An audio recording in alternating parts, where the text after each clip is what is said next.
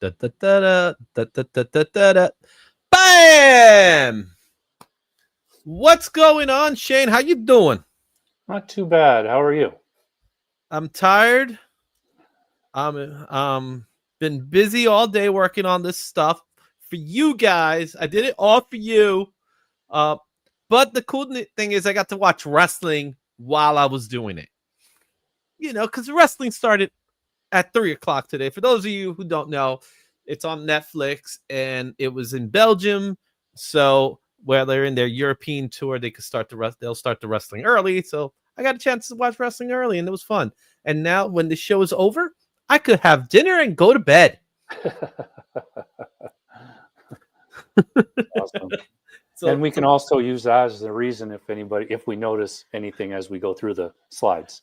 Oh yeah, and we tried. We didn't start exactly at 6 because Shane and myself were looking at the slides to see if there was any errors. We did catch a few, so hopefully, fingers crossed. Maybe the Irish luck is on our side because happy, St. Patrick's Day, and you got all the green.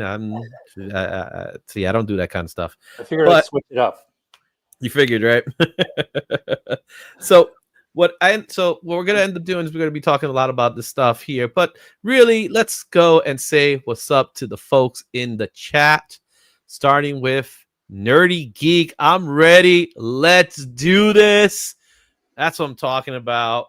He's also taking the opportunity to say what's up to us. You see, he said hi to me first, Shane. I finally had someone that said hi to me. It makes me happy. So thank you, Nerdy Geek. Oh, I'm a little narcissistic. I'm sorry. I am. Okay. And then here we got Joe. Was wearing my IzzyVerse shirt today when I went to the PO and the clerk asked me, "What's IzzyVerse?" Before I could tell him, another clerk brought up on her phone and said, "Another comic book nerd." Hey, you know what? At least they know I'm somebody. That's high praise. You know what I'm saying? That the post office knows me. So look, now somebody's trying to call me in the voicemail. It was probably the post office. Probably post office. We got your package. Actually, they do have my package. So, and there you are doing the work. All right. Evening. Now he went specifically to say good evening to you. See, now I'm out again, And then there you are. You're fighting a cold now? Yeah, a little bit. I'm sorry to hear that. Hopefully you weren't like me last week. So let's see what else we got here. Now we're having a conversation. I'm going out of town. Rudioso? Is that how you said it? Okay. I think so. I'm not sure myself. Okay. So, all right. And then, hey, it's Tony. What's going on, Tony, in the Rat Pack? How we doing? All that good stuff. We got a lot of fun stuff going on today. Let's see. Who else is up? We got Joffrey Castro in the house. What's going on, Joffrey? It's good to see you. Let's see here. Who else we got? We have I Have Comic Issues. I love that title. Yeah. That's a great title because we all have issues. All right. My wife tells me that every day of my life. You got issues. And I said, yep, I got a whole bunch of them. Quick hello as I'm doing some running around. TM Nerdy is running. Go for it, Travis. And we got our friend D. Hello to our fine host. Thank you for calling me fine. And there he goes. Hello, Izzy.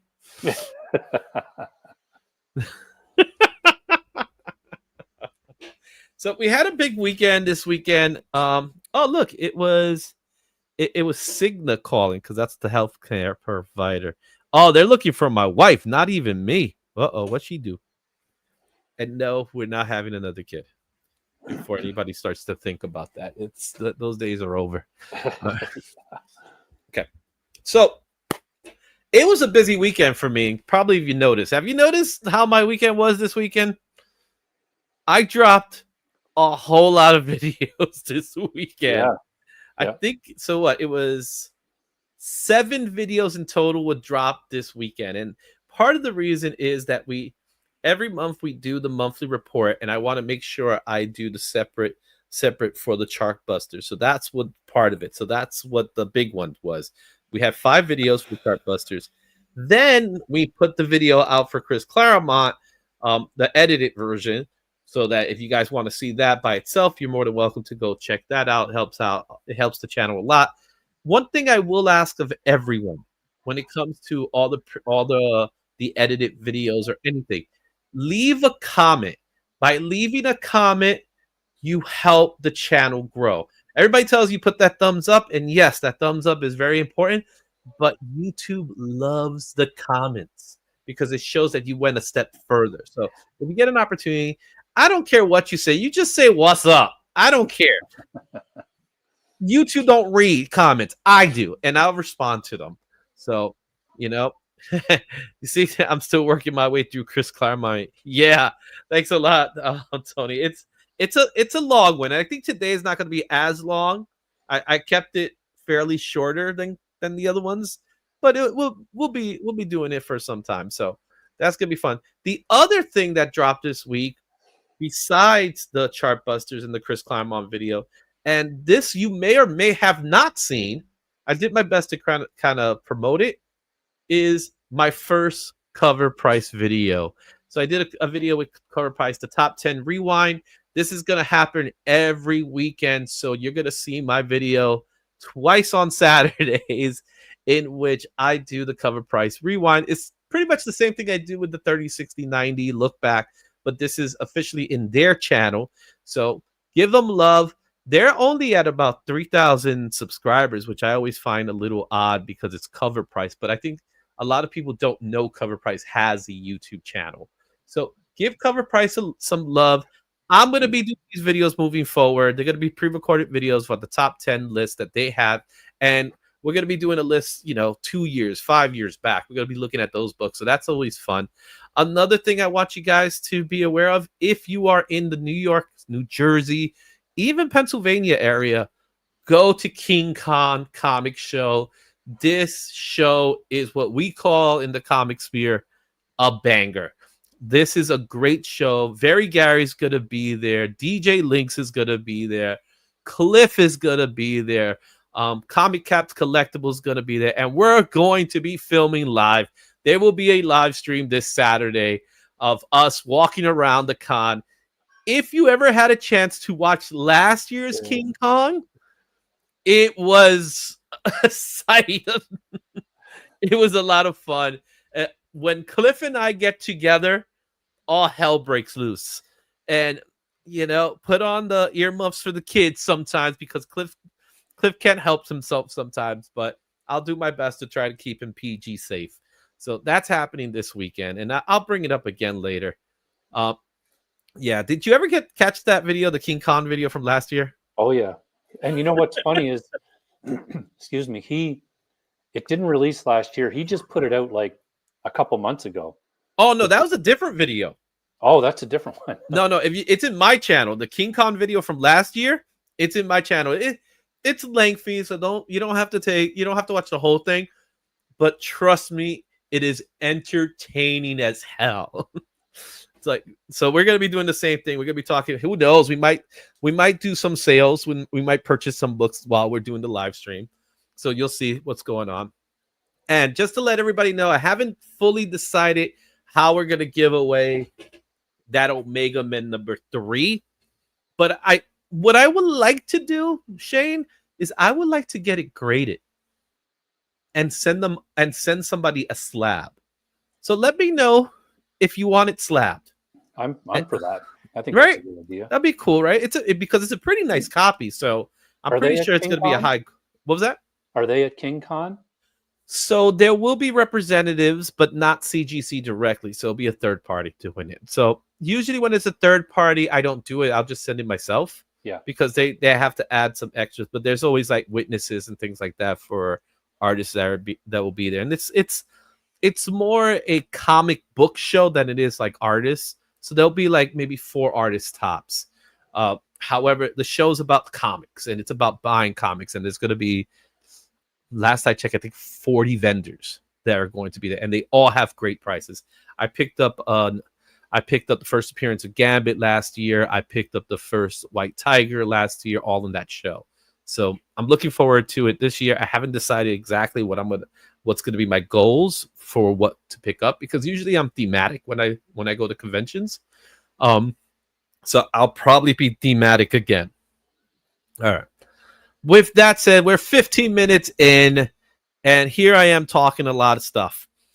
Shane, it's time for us to go over the top trending books of the week. And we got a doozy for you guys. So let's take a look at that list right now.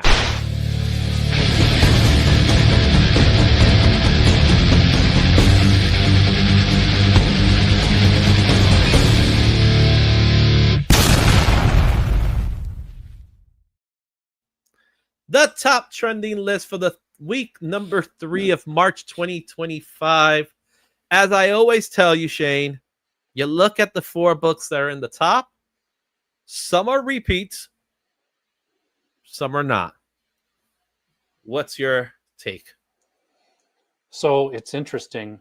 I have Berserker. I read all of them. I have all of them. I have multiple covers of the first few issues. Invincible, I don't even know if I've seen an Invincible comic, but I've watched the show. I'm all up to date on the show, and I love it. So I'm actually going to go buy all the compendiums of that one. Sister Imperator, I know that it was a little bit of a spec book for some reason. And then Secret Wars, it's one of my all-time favorite miniseries for sure. I love that series. Yeah. So Berserker's the repeat from this list, right? Sister Imperator, that's how you say it? Imperator, maybe? Imperator? Sister Imperator. Yep. There we go. We got someone. He already knows. It's from the metal band Ghost. So that's the hype behind it. We'll talk a little bit more about it. But Invincible is here. We're going to see a lot of Invincible in this list. Yeah. So, but did Invincible take the top spot? That's the question of the day. I can't tell you right now, but I'm going to tell you there's plenty of spots that Invincible did take. All right. So before we even do that, JSS Brooklyn's in the house. What's going on? Kenneth Bird, my man, is also in the house. And Christina Payne is out there saying hi, and she's telling everybody to She-Hulk smash the thumbs up. And then she's throwing in our little links there. So thank you so much. And yes, the Ghost, the metal band. I know nothing of this band. So, but I know a little bit, not too much, but a little bit. Now they're like relatively new metal, right? Like, and what I mean by new metal, I'm talking about metal from this time period. Yeah, I would say they're probably in the last 15 years. Okay. I know of them simply because the lead singer of Metallica is a big fan. James Hetfield? Yeah, so I've kind of learned a little bit about them just because of that. Okay. Yeah, I have to go check them out. I don't really listen to new music anymore. I have Sirius XM, and all I do is I listen to the stuff from my generation. So yeah. So I have no idea what's going on today in today's landscape of music. Sorry, guys. I'm old.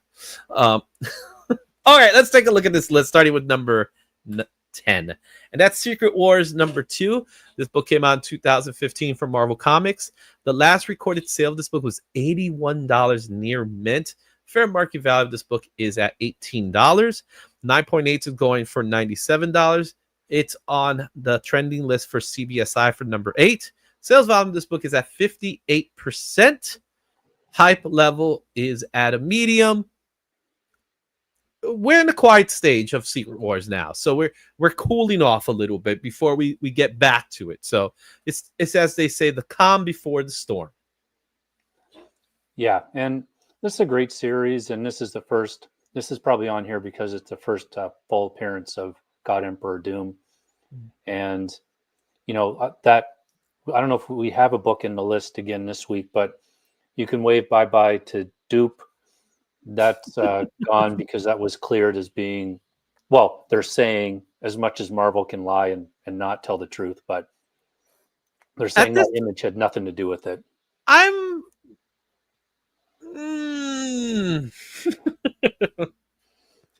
This is my thought. My thought is that we're 2 years away from knowing if that was real or not.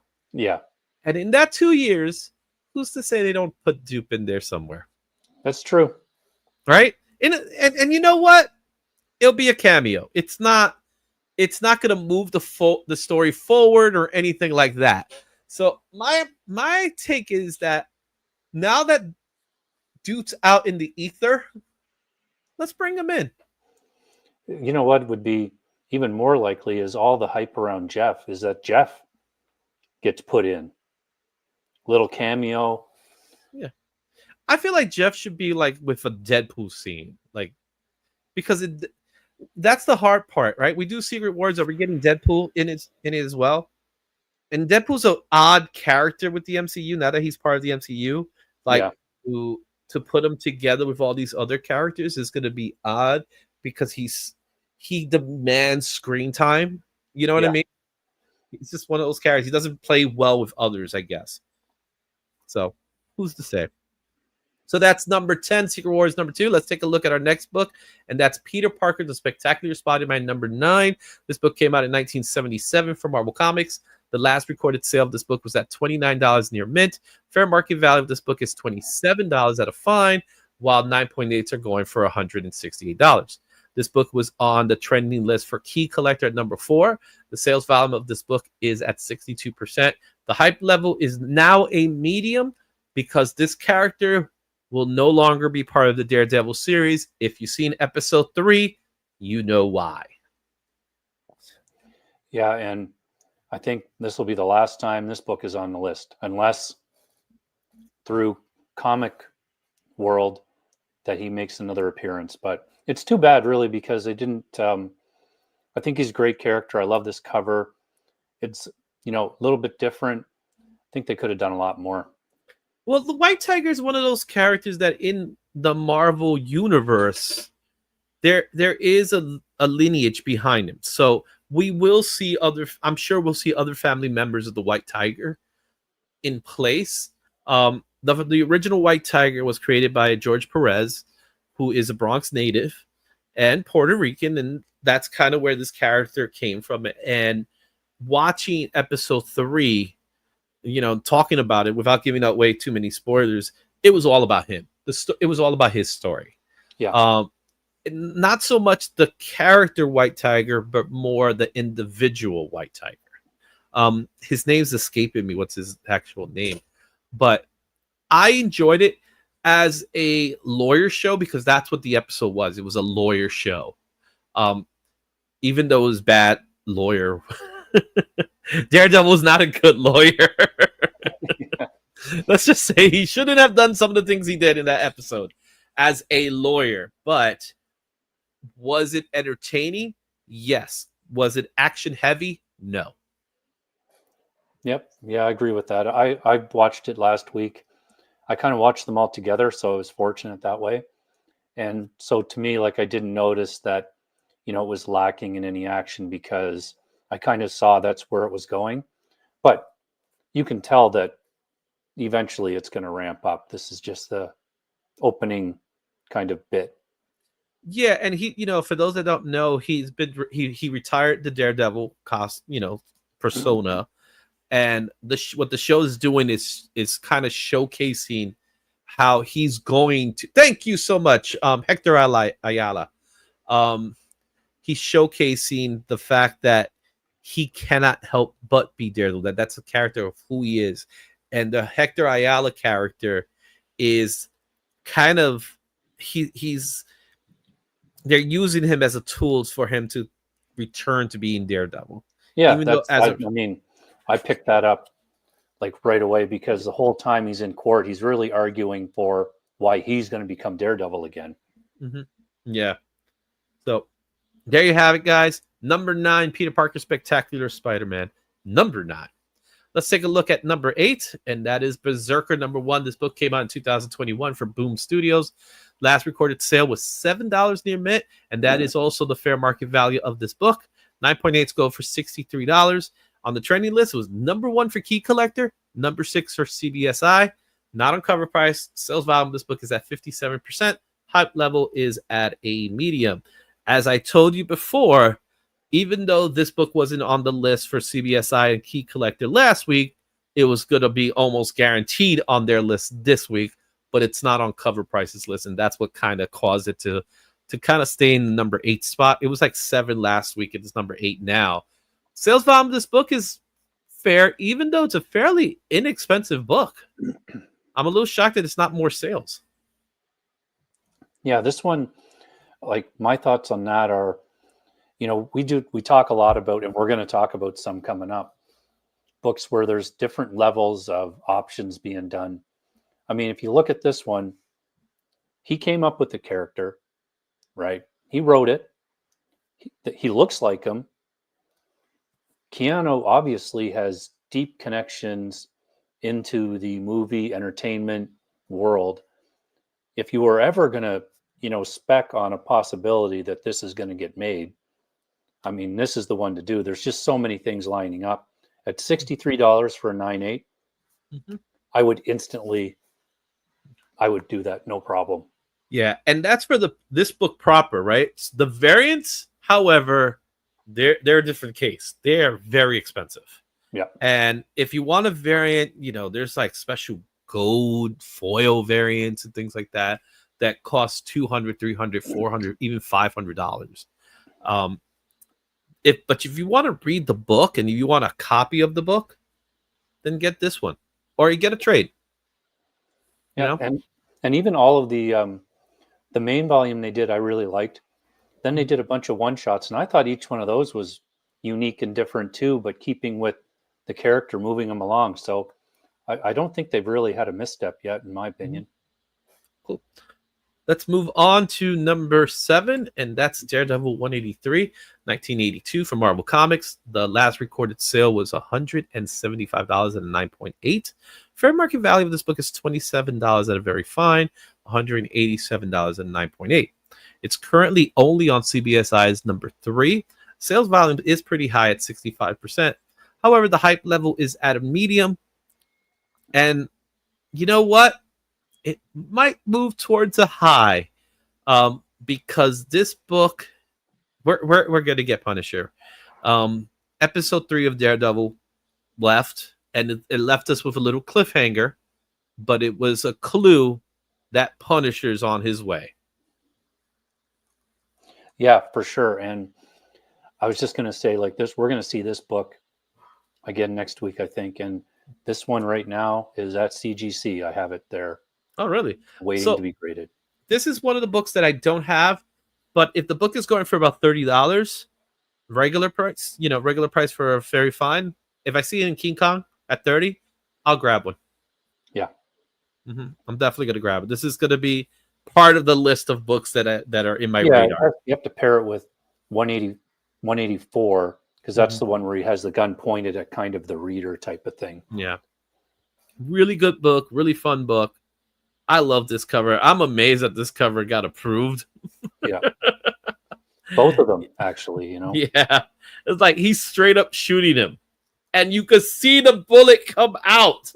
Yeah. So the code was weird back then. So that's number 7, Daredevil 183. At number 6, Marvel Superhero Secret Wars number 1. This book came out in 1984 from Marvel Comics.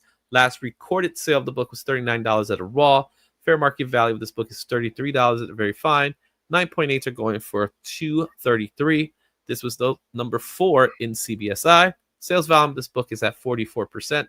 And the hype levels for Secret Wars is high right now because everybody's talking about it, especially with the leak images that came out.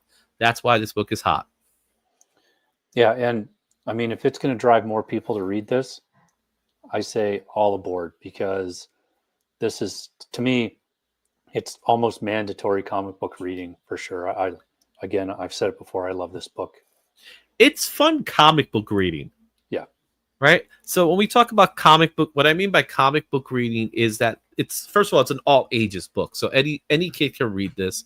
And all it is really, it's battle worlds. It's just knockout, drag out fights that serve it. You know, they have their purpose. It doesn't take itself too serious, even though it's a serious crossover. And there are some effects. Obviously, we get the black suit costume.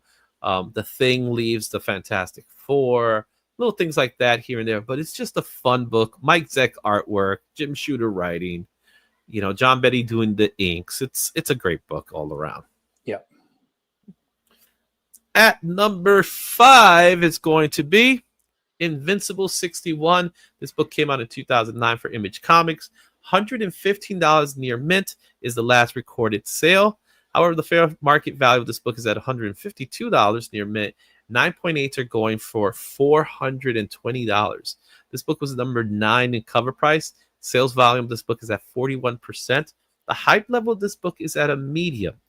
This is the first appearance of a character known as Conquest, who is a bad mofo from what I hear. So if you've watched the show, season 3 ended, and that's kind of where he shows up. He might have been in an episode before that, but that was if you know the comics, I don't know if there's a huge difference between the comics and the show, but the show, that last episode was stressful, man. Me and my daughter watched it, and we're kind of like, oh no, please don't let that happen. So tell me a little bit about Conquest. How familiar are you with Conquest? So not super familiar, just again from the show, but he's same race as Omni-Man, so Viltrumite. Viltrumite. And he's kind of got, he's one of their grizzled. He's their berserker guy. They only let him out to do the really, really bad stuff, and the others are already doing really bad stuff. Yeah. So he's kind of like the next level. So you have Omni-Man, and then above him is Conquest. Yeah. Right? Yeah, something like that. They all kind of have the same mission. Like they're all supposed to go out and conquer planets however they have to. Mm-hmm. Yeah. But then every once in a while, there's some planets that the Viltrumite sent there can't get it done. That's when they unlock his cage and let him out. Mm. He has to be caged. Wow. Yeah, he's a piece of work, man. I'll tell you. All right. So there you have it. There's your information on Invincible 61. Let's go to the chat for a little bit. Starting right here. Ally McBeal was a lawyer show too, and Calissa Flockhart was a terrible lawyer on there too. Yeah, but wasn't that a sitcom in some way? I never watched it. I've only seen a couple episodes. Yeah, I could never get past the baby. A dancing baby freaked me out. All right. The McFarlane statue of Berserker is still on Walmart's site for pre-order. It keeps going in and out, but it comes packed with a lot of stuff for $50. Cool. All right. Is Berserker a Conan type book? So you could probably answer to that question, right? He's not like Berserk, like Conan. He's more like a Vandal Savage, if I'm not mistaken. Yeah, but that's a good analogy, because if you look at the new Conan run, like the art style in it, mm-hmm. the Berserker art style is very similar. Like you could put them side by side and be happy. So if you're reading that Berserker Titan run, mm-hmm. you'd be very at home in the Berserker books for sure.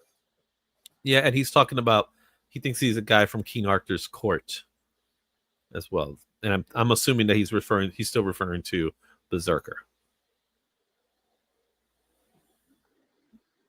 I'll have to read it online. Yeah, so it should definitely be online. I think it's available to read. So go check it out. I'm gonna go check it out sooner or later, because why not? Yeah, there's not a ton of them for sure. So okay. All right, with that said, that was number 5, Invincible 61. Take a while, guess what's number 4. The issue before it. Invincible 60 from 2009 from Image Comics. The fair market, I'll take that back. The last recorded sale was $71 at a very fine. Fair market value of the book is $105 near mint. It's $301 for 9.8. It's on the trending list for CBSI for number 9 and cover price for number 5. Sales volume of this book's at 33%. The hype level is at a high for this book. The Invincible War. This is the ultimate crossover event for Image.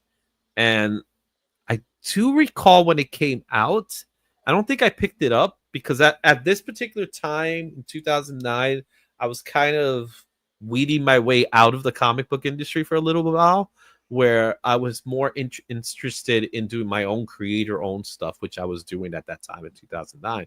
But also in 2009, we were expecting a little kid, so I was focusing my attention on that. So I missed out on the Invincible War and Invincible in general. But with the Invincible War, this was one of those opportunities that the cartoon was able to take advantage of. Now, as far as being able to take advantage of it in the cartoon, how did they take advantage of it? So really, I don't know too much again about the book, but if it's the episode, I think really it's just, a whole bunch of versions of Invincible are brought to basically, do as much damage as they can and, get rid of Invincible for this one villain. So it's kind of like a multiverse war. Yeah, they pulled there was all kinds of them. There was, ones that were similar, but other ones that, had been, battle damaged, but they're all essentially Mark, the same that character. So cool. Right. So you have it, Invincible issue 60. We're not done with Invincible because we have Invincible Returns number 1 from 2010 Image Comics. $35 is the last recorded sale. The fair market value of the book is $33 in near mint. $191 at a 9.8. It is number 6 on Key Collector, number 7 in CBSI, number 3 in cover price. Sales volume of this book is 25%. The hype level is at a high, and this is the start of a new story arc for Invincible. So they decided to rebrand it, bring it back. They got a beautiful David Finch cover as a result. This book is hot for the same reasons as all the other ones are. Yeah, what's so funny about these books is thinking back on it, I do not even, because I was going to the comic shop this whole time. Every week I would go in, and I don't remember ever seeing an Invincible comic in there until the facsimile of issue 1 came out. Invincible, and this is why it's so expensive. So Invincible is considered one of the peak key books of this era, the modern era. And it had a low print run. In fact, it was at the point where it could have been canceled, but people started reading it. So I think Walking Dead came in first, and then Kirkman did Invincible, if I'm not mistaken. And people started reading Walking Dead, and they realized, we really like Robert Kirkman's writing style. So he went ahead and he did another book, which is Invincible, which is completely different from Walking Dead. So it shows to his diversity in writing. And then, poof, Walking Dead became huge. And then everybody was looking for things that were written by Kirkman. Invincible happens to be one of them. What's interesting about Invincible is that he's kind of designed based on his costume to be the Image prototype or the mascot for Image, because if you look at his costume, it's the Image eye. So and some people catch it, some people don't. But now that I'm telling you, you cannot not see it. Yeah, and watch for somebody mentioned in the comments about Battle Beast. Watch for that book to be huge as well. But it's going to be a ton printed. I think the FOC for that does end at 9 tonight. Yeah. Sure. Speaking of which, I got to take care of that later. So thanks for reminding me. I didn't do my FOC. Well, if you're going to do that, make sure you add on at least 1 or 2 of the, I think it's called the blind bag for Battle Beast. And it's you have a chance to get some 1-of-1 ratios in there. Oh, that's good. That's a good note, man. We might even take a break just so I could do it. Who knows, right? All right. With that said, let's go back into the chat here and let's see here. And we got Tate Prime in the house. Would be cool to got some crossover characters in the show. But yeah, I think there was more of a likelihood that we could have gotten some Image characters. I don't know if it's gonna happen though, because it is still a licensing issue. But it would have been cool to see it. And we got Doku Duelist. Who here is disappointed that Spawn never showed up in the animated? There you go. Yeah, again, that's talking to Todd and making sure Todd had to give him the thumbs up. So I don't know what happened there. All right. I watched a recap because I'm picking up Battle Beast. Well, good for you. And the blind bags are gonna sell like crazy. All right. And there goes Joe. No breaks for you, Izzy. Get back to the video. I can take a break if I want to. You know? Anyway, look at this guy trying to tell me what I can and cannot do. Speaking of which, let's go to our next one. Number 2 in our list, and that is Impact Winter #1. This book came out in 2022 for Image Comics. $40 near mint is the last recorded sale of this book. Fair market value of this book is at $37 near mint. There are no recorded slabs as of right now. I'm pretty sure people are sending the books in as well. Now, something you're going to notice in this one and then the next one is that on the trending list, it's #1 for CBSI and cover price. And the sales volume of this book is at 39% with a hype level high. I'll explain it when we get to #1. But this book was in the list last week, and it has pretty much the same momentum it has last week. People are picking it up, and it's still a fairly inexpensive book. So I could see people picking it up, and that's why it's still on the list today. I put it on a hype level high because it is #1, but it's more of a hype level high with a way of going lower. Yeah.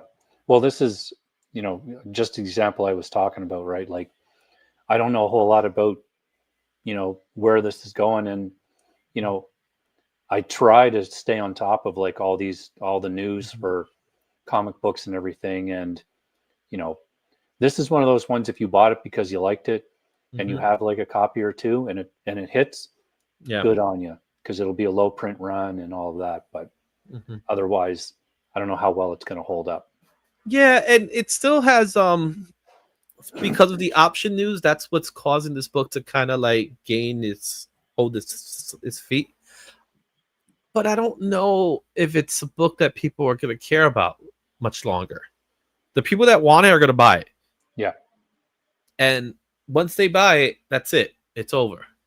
Until the show comes out or the movie comes out or whatever the case may be. So it's been optioned with nothing really happening from there. So I don't think I'll see it next week, but I could be surprised.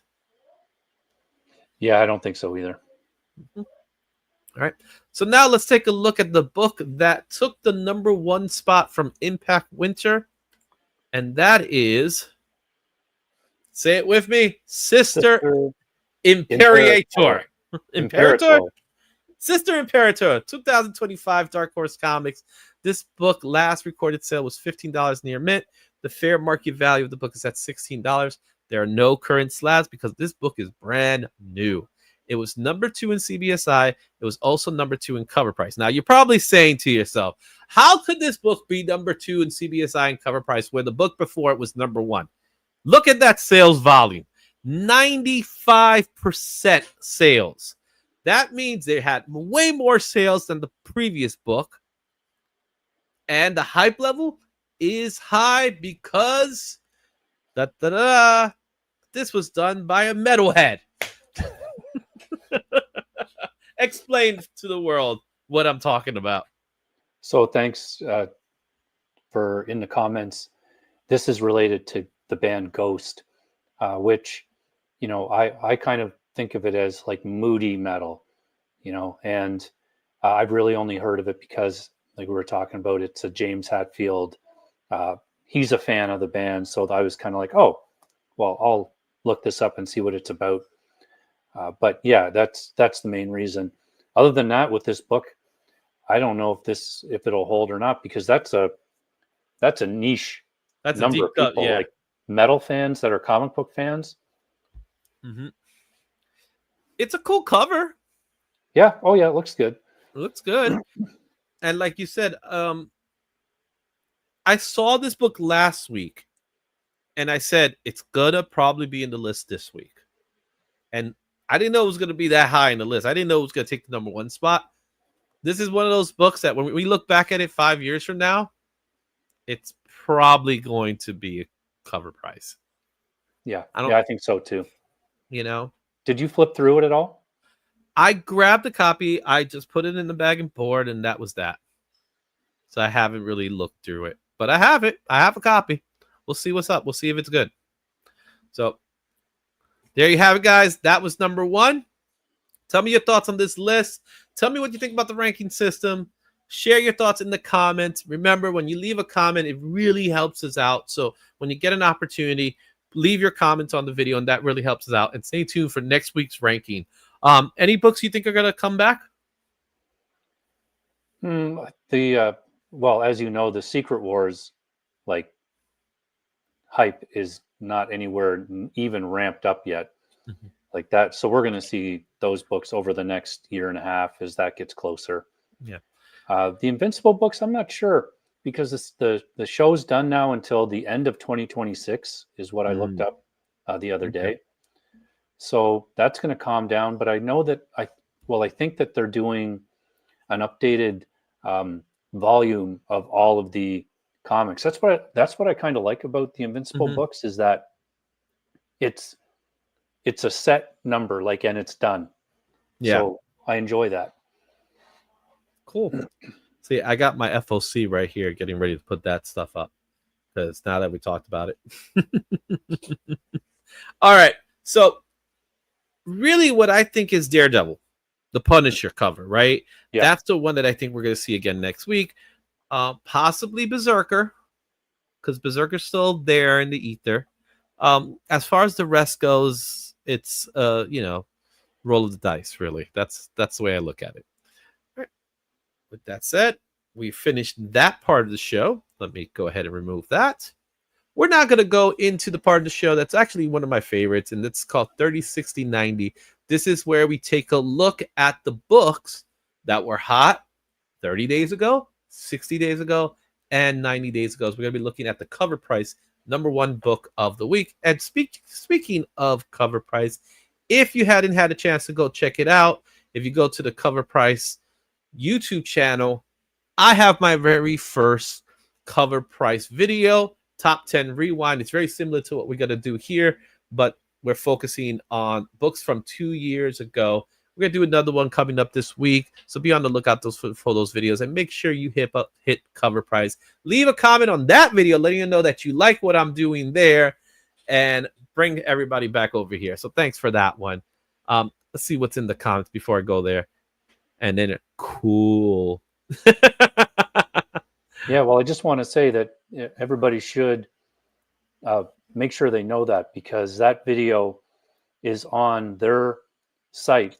Yeah. So the only way to really let them know that it's good or you like it is to definitely leave a comment on that video. I've watched it. It's kind of cool. I was saying to Izzy before, because I always kind of interact with Izzy on StreamYard. So it was neat to see him do a video like I usually do videos, which is like a pre-recorded one. Yeah. So it is worth checking out for sure. So make sure to flip over and check that. I got to stretch my editing skills. You know what I'm saying? Got to get nominated again for next year. Anyway, let's do our 30, 60, 90 look back.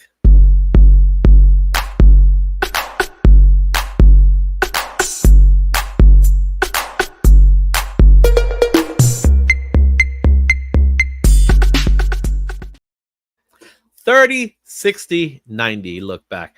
This is where we take a look at the books that were hot 30 days ago, 60 days ago, and 90 days ago.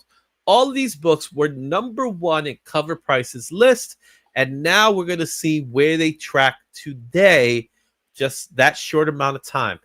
Now that we looked at this list, so Shane, you had an opportunity to take a quick peek at the list. What are your thoughts based on the books you're seeing right now? It's just, I just laugh when I see the Kanto cover. The flops. I think, it actually reminds me a little bit about Electric State. Yeah, I didn't. Did you see it yet? Yeah, I watched it the other night. What's your thoughts on it? I liked it. It was good. Everything looked really good. The cast was good, and like everything was shot well. The effects looked good. It's not like, when you watch The Flash and you're like, am I watching a video game? Yeah. Everything looked really good, and the robot design was good. Even part of the villains near the end, it was very kind of mech-like, which I thought was wicked. Just the thing that was missing, I can't put my finger on it exactly, but I mentioned this in a chat on another channel, that the parts where you're supposed to be emotional, like where you're supposed to be, your heartstrings were being tugged, it was just kind of like, meh.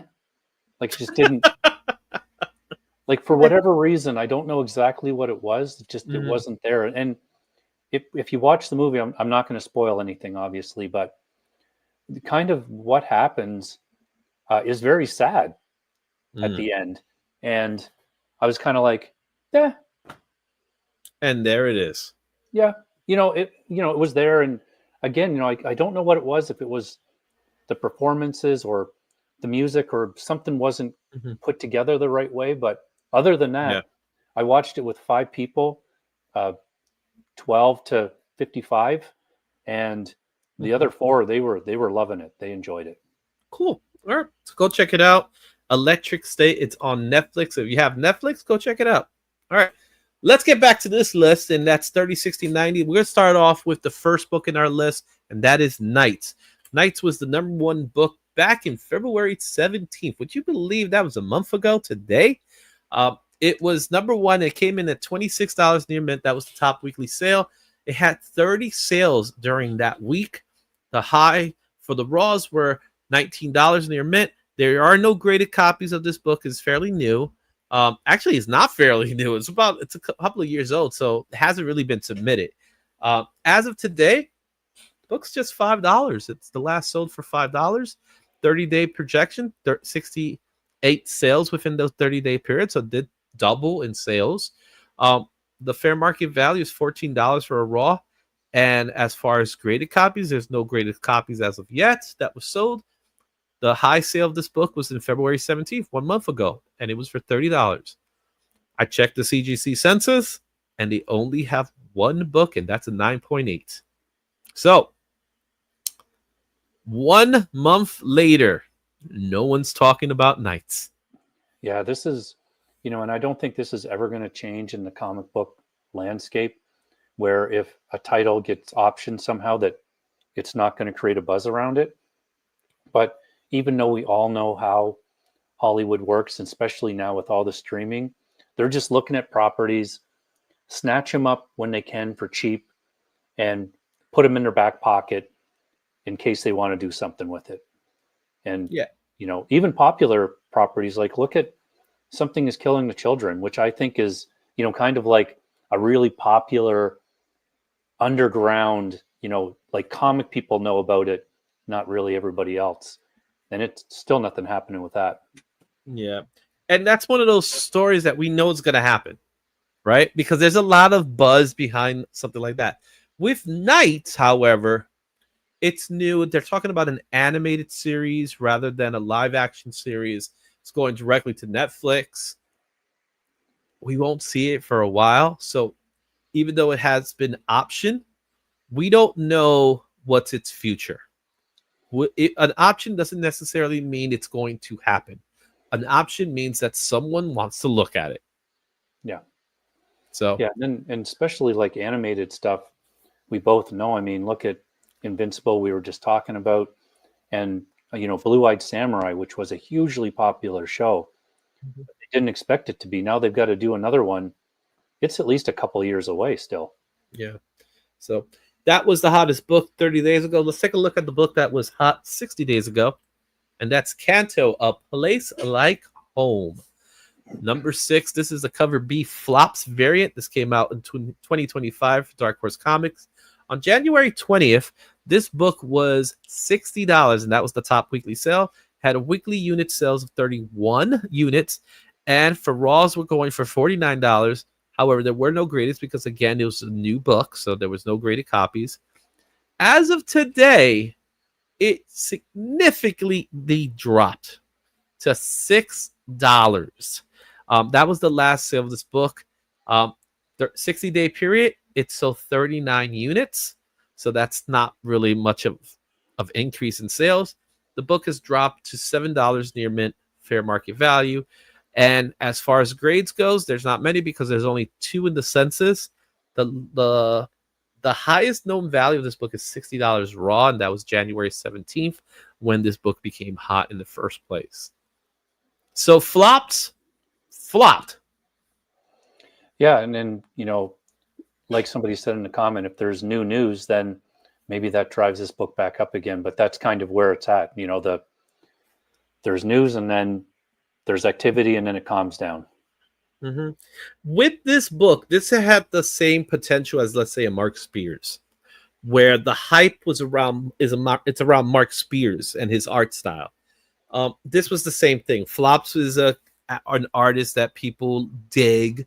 They like this style. They like this look. It has this kind of Saturday morning flair to it, like a cereal box. But we don't see anything after that. So we just get this and silence. Yeah. That obviously doesn't help this book. Where in Mark Spears' case, we see a Mark Spears book drop, then we see another one drop, then we see another one drop, and to the point that we get oversaturation, where we kind of are right now we're in that oversaturation period of Mark Spears. And then you'll start seeing those books dip a little bit. With this one, it didn't even have a chance to gain momentum because it was a book that, to be quite frankly, not many people are reading. It's issue 6, so you're not going to pick up issue 6. Let's call it what it is, right? So you have a book that's issue 6. You have a book that a lot of people don't read, and then you have an artist that is people are interested in, but we don't have more stuff of him. So the people that wanted the book got the book, and that's it. Yeah, I totally agree. If you're going to have like a hot artist, then you want to have some more stuff coming out. And who knows what the story is there? I have no idea. I'm not familiar with the artist really, but it's a very distinct style. And if there was 3 or 4 more that people could actually search out, then it would keep this in activity, keep it in people's minds. Yeah, exactly. So that was the book that was 60 days. Let's take a look at the book that was hot 90 days ago. And that's Ultimate Universe 1 year in. This is the Alessandro Cappuccino. I don't even know if I ever got that last name right, so I apologize in advance for it. It's the spoiler variant featuring Ultimate Wolverine. This book came out in 2024 for Marvel Comics on December 16th on week 3. This book was going for $60 at a 9.8. That was a pre-sale for a 9.8. The weekly units sold was 145 units because it was a new book, and there was a lot of buzz behind Ultimate Wolverine. The Raws were going for $18 near mint, while graded copies were selling for $57 on average. As of today, it had a slight dip, $10 to $50 at a 9.8, and that was in March 15th. However, the book has sold. There's 211 copies that were sold in the 90-day period.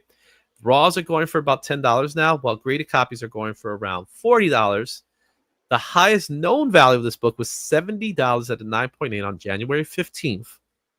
And as of today, there's 448 books in the census. We covered this when we did the monthly, so if you haven't had a chance to look at the monthly, this was one of the highest submitted books of February. And there's the proof. Yeah, and we've talked about this before too. Like this, I thought there'd be a lot more talk and hype about this book. And I still think that they're, depending on how they do these characters, like when they, have this incursion or whatever is going to happen with the 2 universes, we all know that they're going to keep some characters and some are not going to make it. And it's a chance for them to kind of clean stuff up. So we'll see what happens with them then, and that'll kind of dictate where this book goes. I agree. I think Ultimate Wolverine is hot. Maybe not to the same extent as a absolute Batman, even though we did the comparisons, right? That's how I would compare the two. However, it's still a hot book. It's a book that sells really well, and as you can see, there's a lot of books in the census now, and we're talking about high graded copies. They're not 3.0s. Yeah. most of them are 9.8s. So if you want it, you could grab one at a really good price at the moment, so you don't have to send it out yourself. All right, there you have it. That was your 30, 60, 90 look back. Again, as I mentioned before, leave a comment. Let us know what your thoughts of these books today. Do you have any of them? Do you think Kanto's going to pick up steam again? What do you think about Knights? Do you think Knights has the potential to be the next Invincible? And have you been enjoying Ultimate Wolverine? And do you think his first appearance here is something that people are going to still be hunting down 30 days from now or even a year from now? Let us know in the comments. And thanks for watching 30, 60, 90. 2 segment down. Let's go back to the chat here. Tate's like, I was talking about Kanto 1-8 cover. My 9.2 is between 125 and 150. Wish I had a 9.8. So Tate, you're a Kanto fan. Tell me what's the hype behind Kanto, because it's definitely a niche group from what I see. Right? And he's also letting us know that he's dropping a woohoo. I could finally get a copy. He's referring to the Ultimate Universe book, I remember.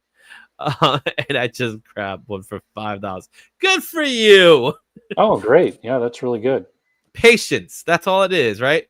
Just a little bit of patience. Look at the numbers of those books on the census, and they're out there. So good stuff. Shane, it's time for the big one. The show that everybody loves to watch, all right? Okay. So this week, I was talking to Shane. We talk every so often. And I'll be honest, I was so busy this week that I couldn't throw in a poll for you guys. I did have an idea for a poll. However, I kind of like scrapped it because over the weekend, a very well-known artist dropped some Marvel Rivals covers for Marvel Rivals #1.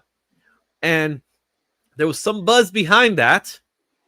So much buzz that they immediately sold out, and I didn't get a chance to get a single book. And I'm upset. So if you guys are watching, I want the Luna Snow cover because it has Jeff in it. And that's all I want. I don't care about all the other ones. Even though I will admit, the Squirrel Girl is kind of cute. I knew you were going to say that. I knew it. It is a cute one, but I don't care about Squirrel Girl as much as I care about Jeff. So I'm referring to, of course, to J. Scott Campbell. He's going to be the creator spotlight that we're going to be doing today. We're going to be taking a look at some of his books. We're going to be looking at some of his most expensive books. We're going to take a look at some of his early work. And we're going to take a look at some of his more recent stuff. And to nerdy point, J. Scott, who? Well, really, his name is Jeff. Jeff Scott. Jeffrey Scott. Yeah. It's a funny story. I have only read issue 1. That being said, I think it's because it's accessible to kids and adults. Kanto got option right after the release. And again, it's still sitting in option status. So, and I think it does have potential. So, my honest opinion, I think Kanto does have the ability. But we're not going to talk about Kanto now. We're going to talk about J. Scott Campbell. Let's roll the footage.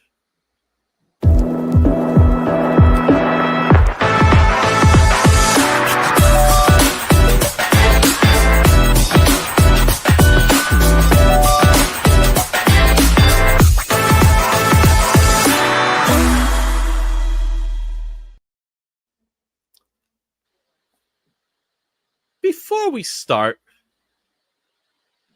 what are you doing in Vegas? You better show up this week at the King Con. That's all I'm saying, Rich.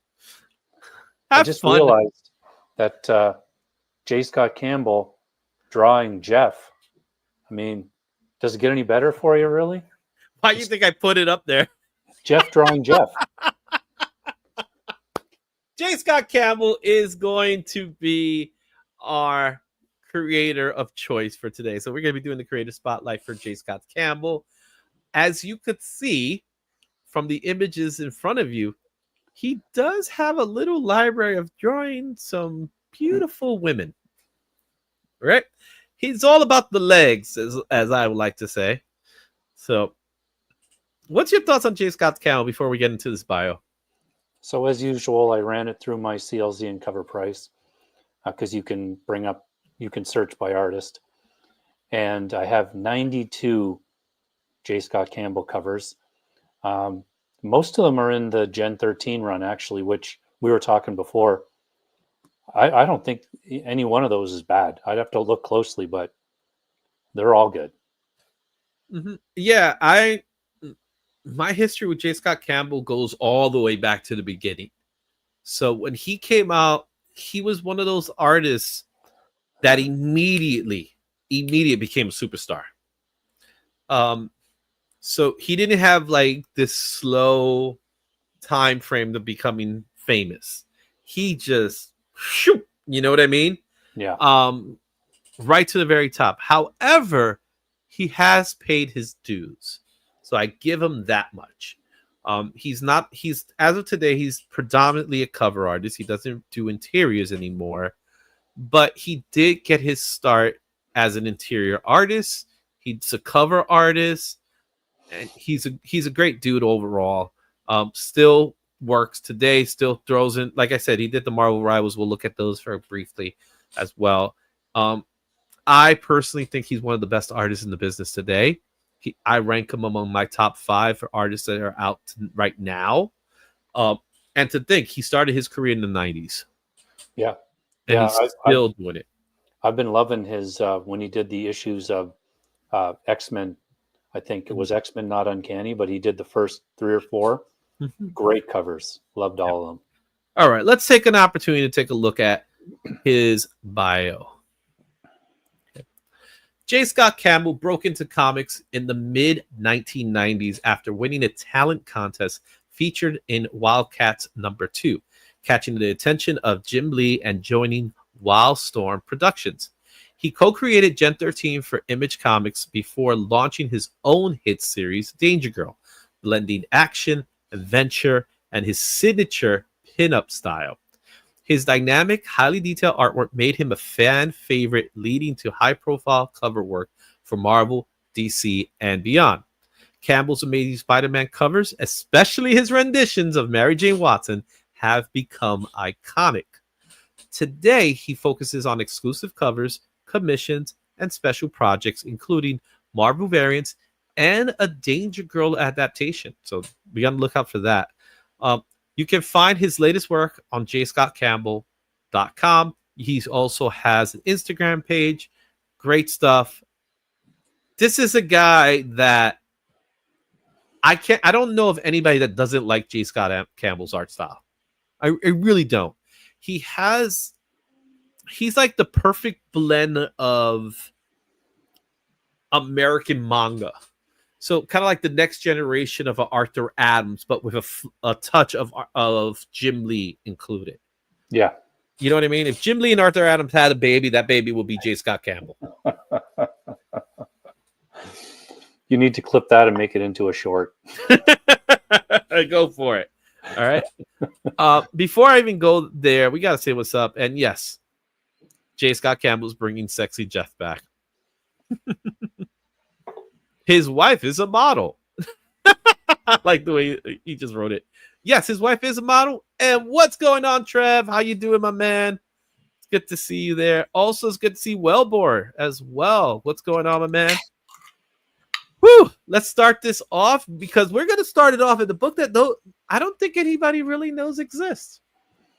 I love those. Right? Nintendo Power #6 from 1989. This is from Nintendo of America. A high sale of this book went for $2,800. $880. That was in 2023. Precisely, it was in July 2020. It took me a minute. Sometimes the numbers don't work all the time. The last sale of this book is $625 and 9.2. Graded copies are going for about $360.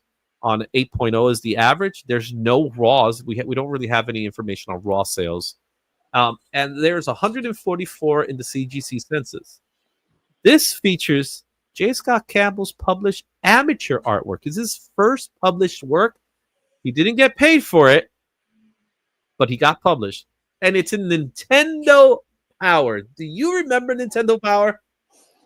No, because I did not have any kind of video game system at all. Really? Oh, you missed out. Nintendo Power was licensed, obviously, by Nintendo. And it was a magazine that was it was a fan mag. It was a magazine for fans, right?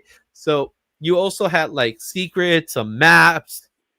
They always did that. And most of it was subscription based. So I had a subscription to Nintendo Power.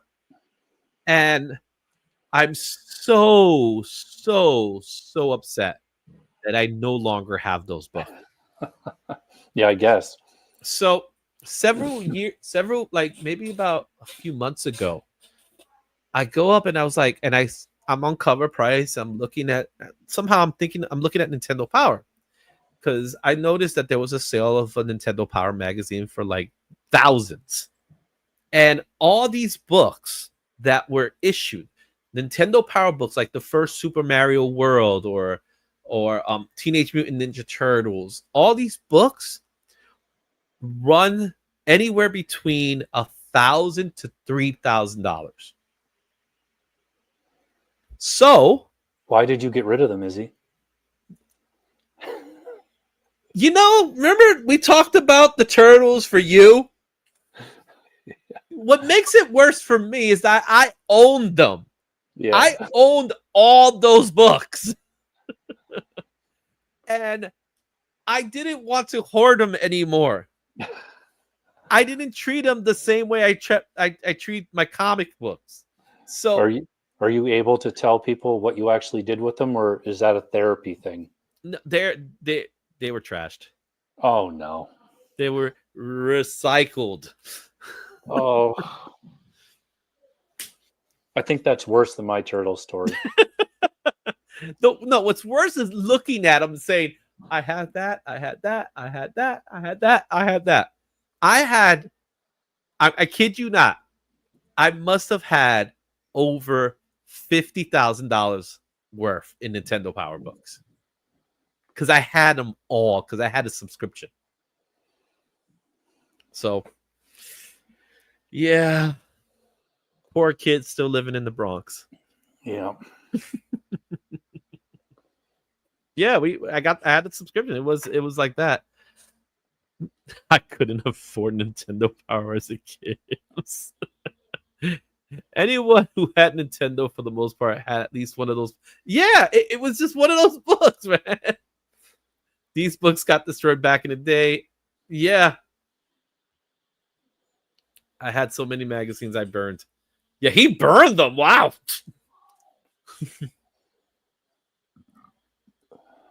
Let's take a look at the image that he did. There it is. It's pretty good. It's pretty good, right? Now, if you look underneath Super Mario's legs, he's always had that signature. The famous Campbell signature. Yeah. There it is. This guy will be a superstar one day. And there was a poster inside the book that you could have had by him, which is his first published work. That's pretty cool. Yeah, that is good. That's a good first published work for sure. Imagine somebody had that in their wall, not knowing who it was. Somebody probably does. So yeah, that is fan art. So there you have it. That was his first published work. Let's take a look at his first interior work, and that's Savage Dragon #3. This book came out in 1992 for Image Comics. $77 is a high sale at 9.8, and that was in April of 2023. This book last sold for $1. It's a dollar bin book. The Raws are going for $2. You can find this in any dollar bin, really. Graded copy. Let's look into this graded copy. $14. It's worth less than sending it to get graded. And there's currently 86 copies in the census. This is considered his first published interior artwork, a sketch that he did of Savage Dragon. Do you have this book? Because I do. I was obviously around for all of the Image starting up, and I did get a couple of Savage Dragon books, but I never followed it. Like I was more into the Spawn and Gen 13 and things like that and Wildcats. So I kind of never got the Savage Dragon thing, but it was such a cool time. Like, as we're going to see, like he does a sketch in the letters page and they're like, hey, we should get that guy. You know, that's how fast things moved. Yeah. Let's take a look at that sketch. There it is. Art by Jeffrey Scott. That's right, guys. He went by Jeffrey Scott. Now, do you know why he changed it to J. Scott Campbell? No, I don't. So it turns out there's another artist that goes by the name of Jeffrey Scott. And what he decided to do is just go with Jeffrey Scott. So instead of doing Jeffrey Scott Campbell, he got rid of the Jeffrey, just went by J. Scott Campbell, and the rest is history. But looking at this image here, I'm going to be very frank. It's not that good. Yeah, it's hard to say. I mean, as somebody that's sending in something, like I'd say, like fan art wise, it looks pretty good. Yeah, for fan art, it's better than most fan art. You know? Yeah. But look at, man, what's going on with his legs? Well, he's a dragon, is he? So he has no tail. Maybe it's tucked in. So obviously he was very young when this came out. So when he did this, so he did learn more about it. His anatomy is off in this image, but you could tell the potential is there. And one of the things that the image artists at the time, the image creators had at the time, was they liked to explore new creators. They liked to bring them in young, so that they could get rid of any of the habits that they might develop over time. So like someone like myself who is, near 50, they wouldn't like it because I'm loaded with a whole bunch of issues, right? However, if someone comes into the business and let's just say they're 18, 19, it's good time for them to kind of like put them through the gamut, like teach them a little bit more, because they still have the ability to change and not develop those habits that they will develop over time and get better. And in J. Scott Campbell's case, he got better. Yeah. So there you have it. That's the Savage Dragon issue number 3. If you have it, open it up, take a look at it. It's a cool little piece to look at. Now, the next book is also a cool book to look at, but don't look at it too long, okay? Because people might say something about it. That's the Homage Studios swimsuit special. Number 1, this book came out in 1993 for Image Comics. A high sale of this book went for $110 at a 9.8, and that was in January 2022. Last sale of this book was $5, and that was just a couple of days ago. The Raws are going for $6 at a very fine, while 9.8s are going for $75. As far as the census goes, there are 96 in the census. This features the first interior art by J. Scott Campbell as Jeffrey Scott, and it has 2 pinups and a caricature page featuring artists who work on the issue. I actually do remember that. And it's also the first artwork for Brett Booth as well. I think Matt just showed off this book last week, didn't he? On Wednesday. Mm-hmm. Yep. Yeah. He definitely showed off this book. Matt from Heroes for Hire. Go check his stuff out. He does claim sales if you haven't checked his stuff out. Yeah, he did. And does he know? I don't know. We're going to have to ask him. He might not have the book anymore. I know I have a copy of the book. I may have more than one. I'll leave it at that. You see, in 1993, I could buy comic books. I couldn't buy other books. but I could buy comic books. Yeah. All right, and there's a nice cover of Voodoo by Jim Lee. So Voodoo, Psylocke, Storm. You know, who else could it be? It could be anybody. Yep. Any one of them. It could be any one of them, right? But it is his first interior work. And he went by Jeffrey Scott. So if you ever see the name Jeffrey Scott, it's most likely J. Scott Campbell. All right, let's take a look at our next book. Gen 13, number 1. This came out in 1994 for Image Comics. A high sale of this book went for $1,326 at a 9.9. That was in August of 2023. The last sale of this book was $12 at a 9.8. What a difference!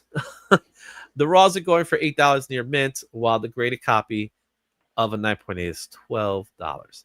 There's currently 1,214 copies of this book in the census. This is the first Gen 13 limited series. They did make their first appearance in Deathmate, which was the Valiant Image crossover event. However, this is the first published cover art, and it's the first, won't be the last for J. Scott Campbell. All right. We talked about this before we started the show. If you remember 1994, Gen 13 was massive. Huge. Yeah. What can you tell me about that time frame, what you remember? Well, everything happened with all the creators. They went to Image and they were like, everybody knows that story. We're out. We're over here. And so they are hungry, right? They want to prove, Marvel was the bad guy. And, Spawn comes out and then they start just releasing all these awesome books. And they made sure that they grabbed your attention. And Gen 13 did. I can even remember back then, like before any kind of internet hype or anything like that, you would walk into the store and you would just get told, you need to buy this book. Like everybody's talking about this book everywhere. It's being ordered, blah, blah, blah. And I liked it. Yeah. So I remember this book going, the demand for Gen 13 was insane back then. So, kind of like what Marvel Rivals is today, Gen 13 was then. They were originally called Gen X, if you remember. And there was a promo for them as Gen X. Of course, Marvel came in and said, no. One, you can't use the X. Yeah. And two, they were also launching Generation X at the same time. So that's kind of like was the discrepancy. So they immediately changed into Gen 13, which is it's a group of teenagers that have special powers. I don't remember much, but it's like the 13 is like a generational thing. So they're like the 13th generation or something like that.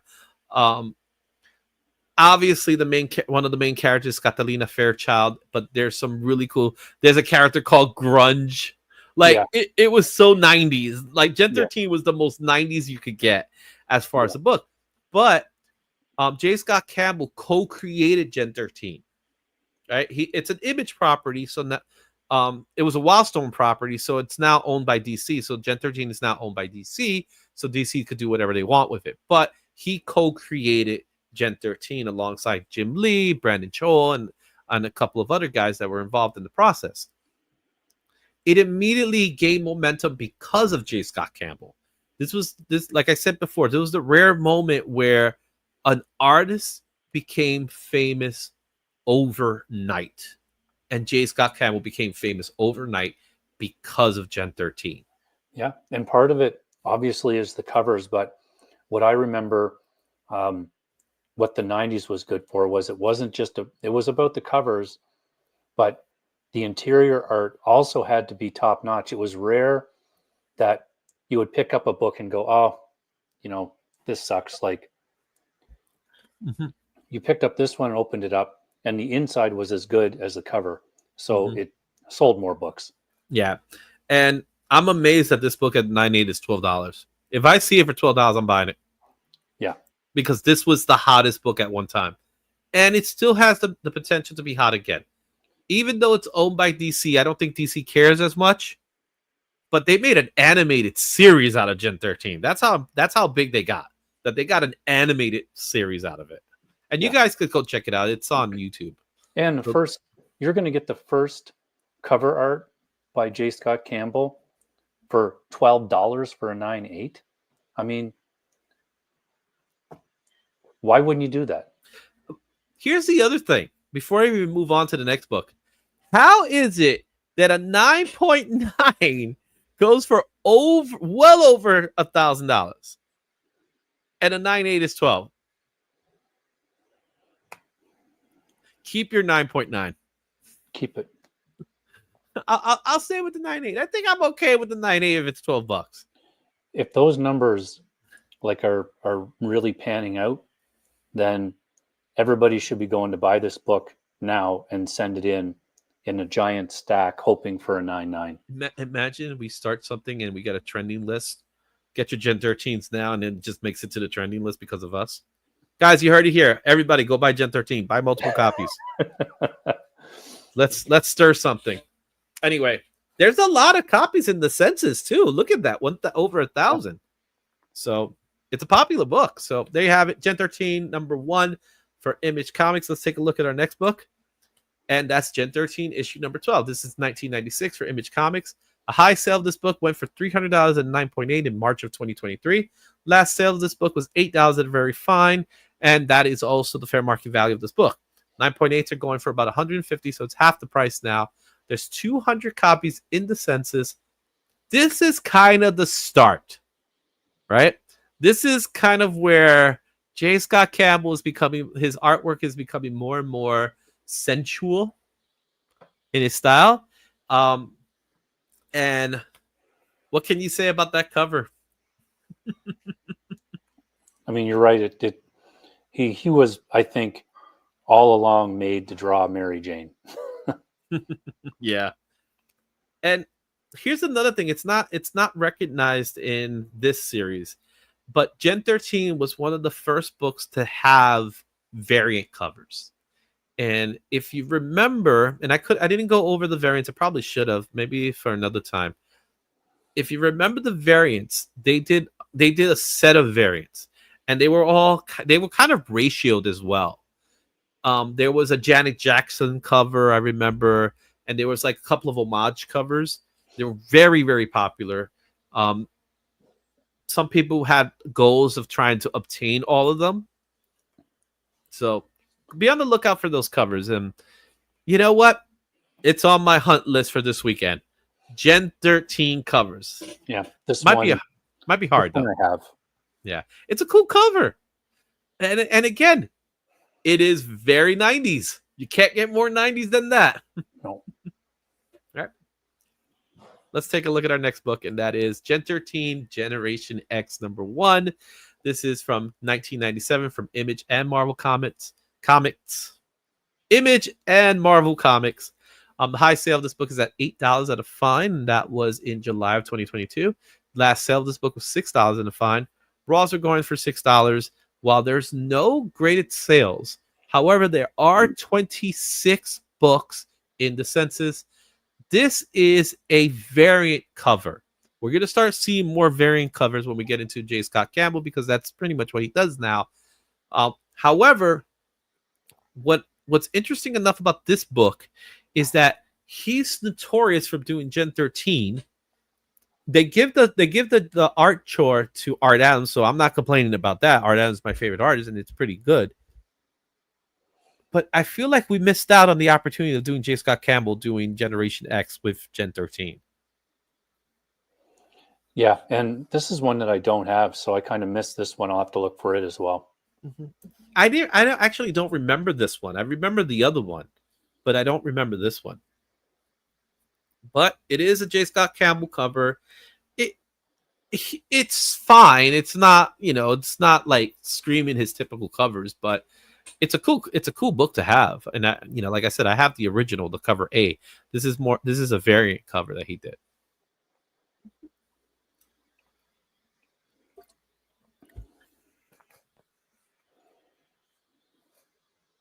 I'll pick one up this week. Right, the covers look better and better the more I look at. Yeah, it does. His art style. What's really nice about his art style is, again, like I said before, he has always been a fan favorite, but as time progresses, they're progressively getting better and better and better to the point that I think he's at his peak right now. I think his stuff right now is just amazing to look at. Largely because he doesn't have to focus on doing interiors anymore, so he could just cram out these covers. And they're done with pencil and ink. So he pencils them and he inks over them himself. He's still very traditional in his style. I had a cover of Gen 13. My grandma said she looked like a slut.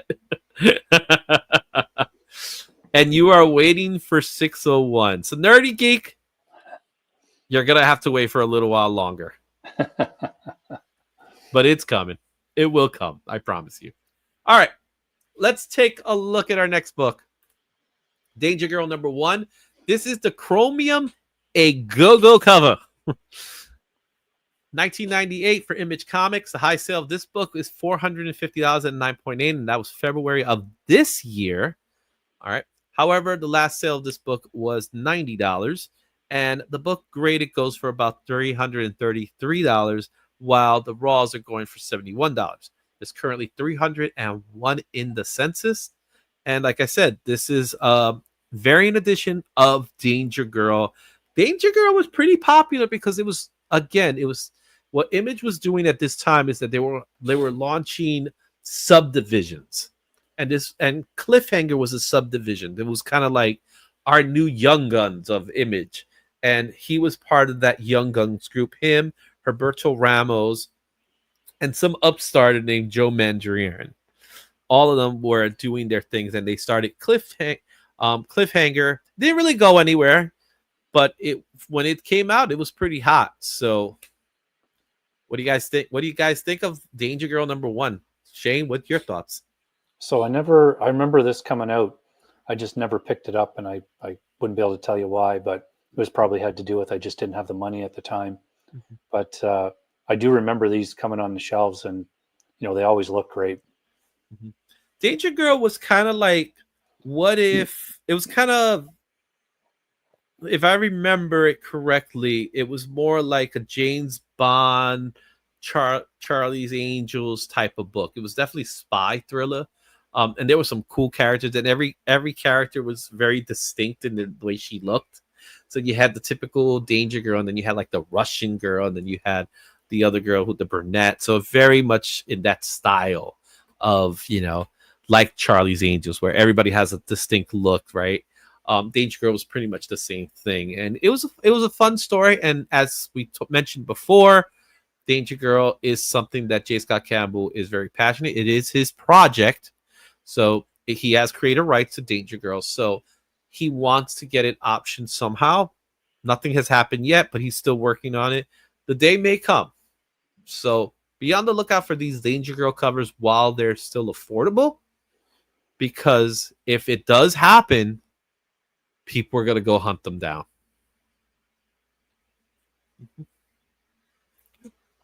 Let's go to our next book, and that is Danger Girl #2. This is the Smoking Gun Ruby Red variant. So there's plenty of variants of Danger Girl #2, but this is the one that really stands out. This came out in 1998 for Image Comics. Get ready. $7,000.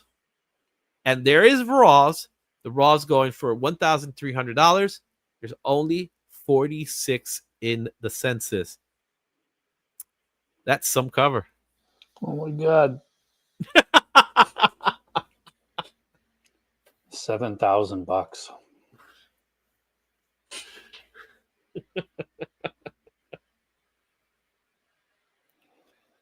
That's crazy. Yep, for 9.8. Obviously, there was a special edition Ruby. It's called the Ruby Red variant. I don't know how it was distributed. I don't know anything on the subject matter or anything like that. All I know is that it's a $7,000 book.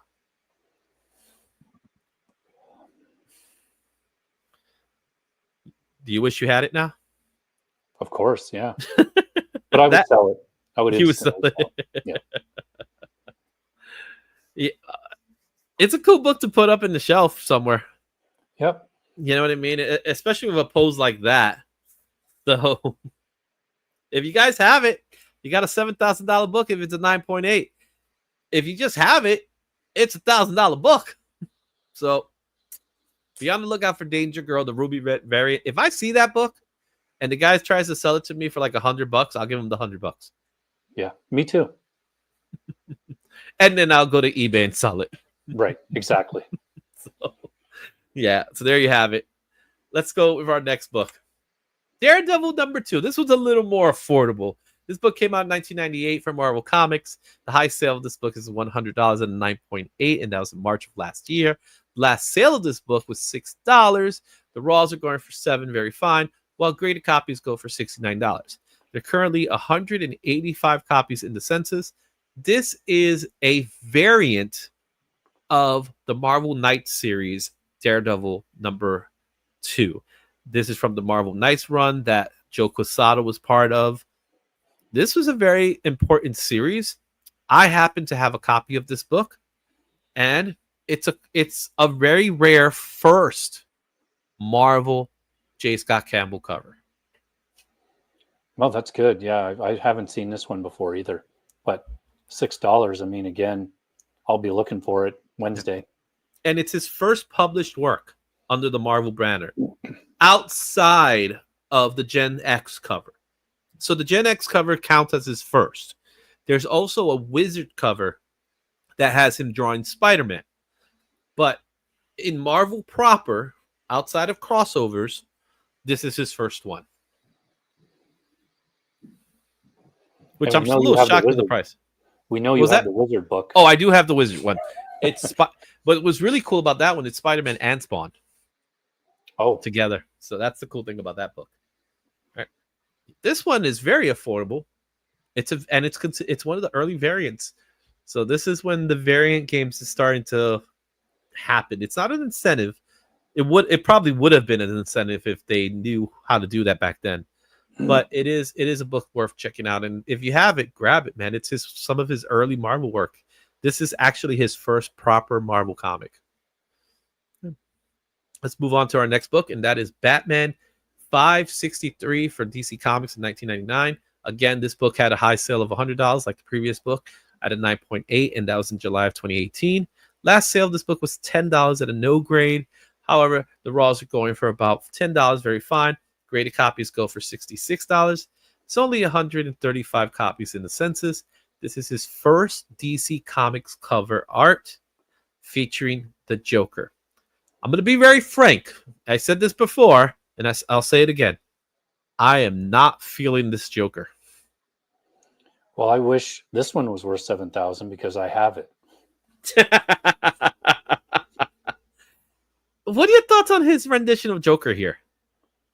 I don't mind it. I kind of like the take on his face, like how it's, a little bit more crazy, chaotic than usual. Yeah. I don't know. It just doesn't work for me. Like, he's done better Jokers in the future. I'm not feeling the hair.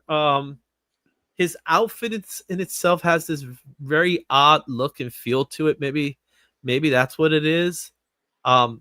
It's fine. Yeah, it's a hipster Joker at best. But it is his first DC work, so you got that going for you. Let's move on to our next one.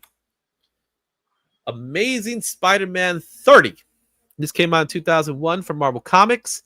A high sale of this book was $660 at a 9.9, which is actually pretty good for that kind of price. Last sale of this book was $39 at a very fine, and that was in February.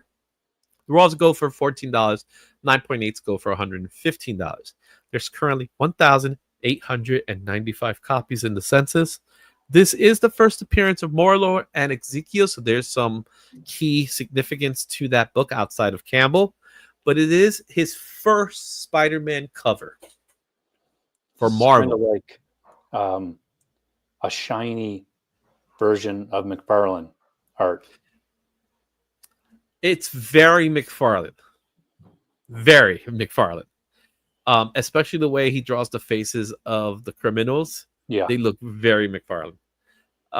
So I remember getting this book. I do have a copy of this book. In fact, I got a copy in the entire run of this Spider-Man. And there was talks of him doing interior work. For some reason or another, it never happened. I think he got into an accident or something like that, and they halted, and it just never happened. He just went to doing straight covers. However, if you look at the run, this run was done with John Romita Jr. was doing most of the interior work. It was the first J. Michael Straczynski run, and they gave it to Campbell to do the cover. So they had a lot of hope in this book. They were like, we're gonna throw in all our eggs in the basket for this one, and it was definitely a good run. You know, the whole Morlo or Ezekiel story was done. It was interesting. It was different. It changed something to the Spider-Man mythos that some people weren't too crazy about, but I personally loved it, and I think it was, John Romita Jr.'s best work ever. That's the height. That's his height to me, because he was really, really putting in the effort in these books, and it showed. Yeah, and this is the start of that cover. Yeah, and there's about 11 covers that he did for this run that I have anyway. So if you want some good Campbell art, you can probably pick those up, and they're probably not that much. Yeah, they're all going to range around the $15 to $30 range, with the exception of some other books, some outliers. We'll get to those too, but there are some really good covers at really good prices, and there are plenty of Mary Jane covers as well. Yeah. Okay. Let's go ahead and say what's up to a couple of people here that just jumped in. First, Maura, love this book. Hey, Aurelis, how are you doing? All right, and we'll go from there. He does look like Prince. That's probably what it is. He was trying to go for the Prince look. Now I see it. I knew there was something about it. All right, let's take a look at our next book. Instead, we're going to just take a look at some books, and that's the Freddy versus Jason versus Ash. I'm not going to go over the prices, but each one of these books run for about $50, and it's a connecting cover featuring the 3 horror icons. This is cool. This to me is awesome. I think it's fun. I'm a huge Freddy fan, though, more than the other two.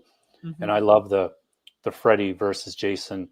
If you haven't watched it, probably one of the best promos you can watch. If you're a boxing or wrestling fan, you should definitely check it out. Just Google it, because it's the announcer announcing them, and it's awesome. It's so good. Yeah. So it's not only that it has Freddy versus Jason, which was a big deal. They threw in Ash too. So this is just super cool. You know what I'm saying? Yeah. And if you want to get the set, it's gonna cost you anywhere between $100 to $150 if you want the set, because each book goes about $50 at high grade. So go check them out. It's cool to have it. This is the kind of stuff that if I had it, I'll get all 3, and then I will get them all graded. But I'll also try to get them all signed too, just for the fun of it. You know what I mean? Let's go ahead in our next line of books, and that's Black Panther #1. This book came out in 2009 from Marvel Comics. High sale of this book is $836, and that was September 21. Last sale of this book was $60 at a 9.0. This book goes for about $23 near mint. However, 9.8s go for $143. There's currently 718 copies in the census. This is the first cover appearance of Shuri as the Black Panther, but it's also worth noting there's a variant that has a misprint, which is a roaming dot. And that one goes for about $1,250. What does a roaming dot look like? I don't know, because I did not see it. Yeah. But if it has a dot that is roaming, you have yourself $1,000 book. Yeah. And I thought I owned this one, but I guess I don't. But it's a great cover. Yeah, I believe I do have a copy of this one. but I don't know which one. I don't know if I have a roaming dot. I'm gonna have to go back and look and see for myself. You know, chances are I'll probably did the stupid move of I sold it at one time or something like that. You know what I mean? I'm like, I don't know, but it's Shuri as Black Panther. This is the first time we see her as Black Panther. She doesn't don the costume to like issue 8 though, but this is the first cover. It's a pretty good cover. What do you think? Yeah, I love this cover. This is the Shuri. This is the Shuri I wanted to see. It's slightly different now, but anyway, there you have it, Black Panther #1. Our next book, Uncanny X-Men 510. This is the Campbell black and white variant. Well, it's a sketch color variant. It came out 2009 from Marvel Comics. Okay, I'm gonna take this with a deep breath. This book sold for $16,800 in a 9.8. Take a deep breath. Relax. I don't own it. No, I'm sad.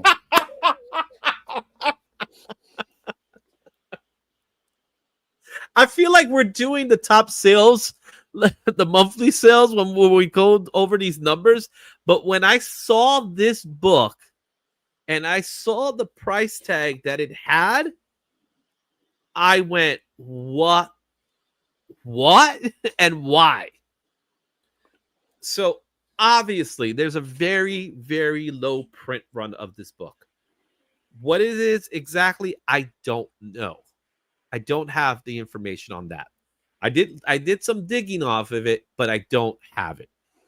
However, if you have this raw and you have a near mint value of this book raw, it's currently going for $3,700. And you could tell there's not that many because there's only 64 in the census. Oh. And 510 was near the end of the first volume's run too, because I think they went to 544. So, man, $16,000. You know, it could have been a 1 in 100, but I don't know. Just imagine what a 9.9 would go for. If there is one. I don't think there is one, but imagine if somebody had, if I had this book and I know it's this much, that's like it's getting shipped. What's the fair market value? $400. Yeah. Just $400. Don't worry, we'll share for $400. Let's tell them that, right? With CGC. There is a color version, and that one's also high price. However, this is the one that is the ghost. The black and white background colored insert. Yeah, so let's go. Let's see the reactions from the people in the chat. K-pop junkie, what's going on, Katie? LOL, why? Tape Prime says, what? Why me? I don't know if that means. Nerdy Geek is like, I need that cover. Are you gonna cough up $16,000, Nerdy Geek? Let me know in the chat. I want to know if you're willing to cough up that kind of money. Legion of Comics Marks showed up right in the right time just to see this one. All right, Chaffee, is this a 1 in 100 run for it? I don't have an answer for you right now, to tell you the truth. I really don't. So I don't. The room reference, I don't know what that means. Tate, you have to clarify it for me a little bit, what it means. But don't you just wish you just go into your box and just take a look and see if you have it hiding? That would be nice, right? Oh my God, yeah. Okay, enough of us gagaing over this book, and let's go to our next book, and that's the one you've been waiting for. Now it doesn't look as expensive. Amazing Spider-Man 601. This came out in 2009 from Marvel Comics. A high sale of this book. was at $699, and that was in November of 2023. Last sale of this book was $203, and that was just a couple of days, actually yesterday, as of this recording. The raws are going for $150 near mint. The 9.8 go for $262. This is a controversial cover by J. Scott Campbell featuring Mary Jane. This, to me, is probably his most iconic cover to date. Oh, yeah. This one I have, and it's on its way. It's at CGC now to get graded. Plastic cover.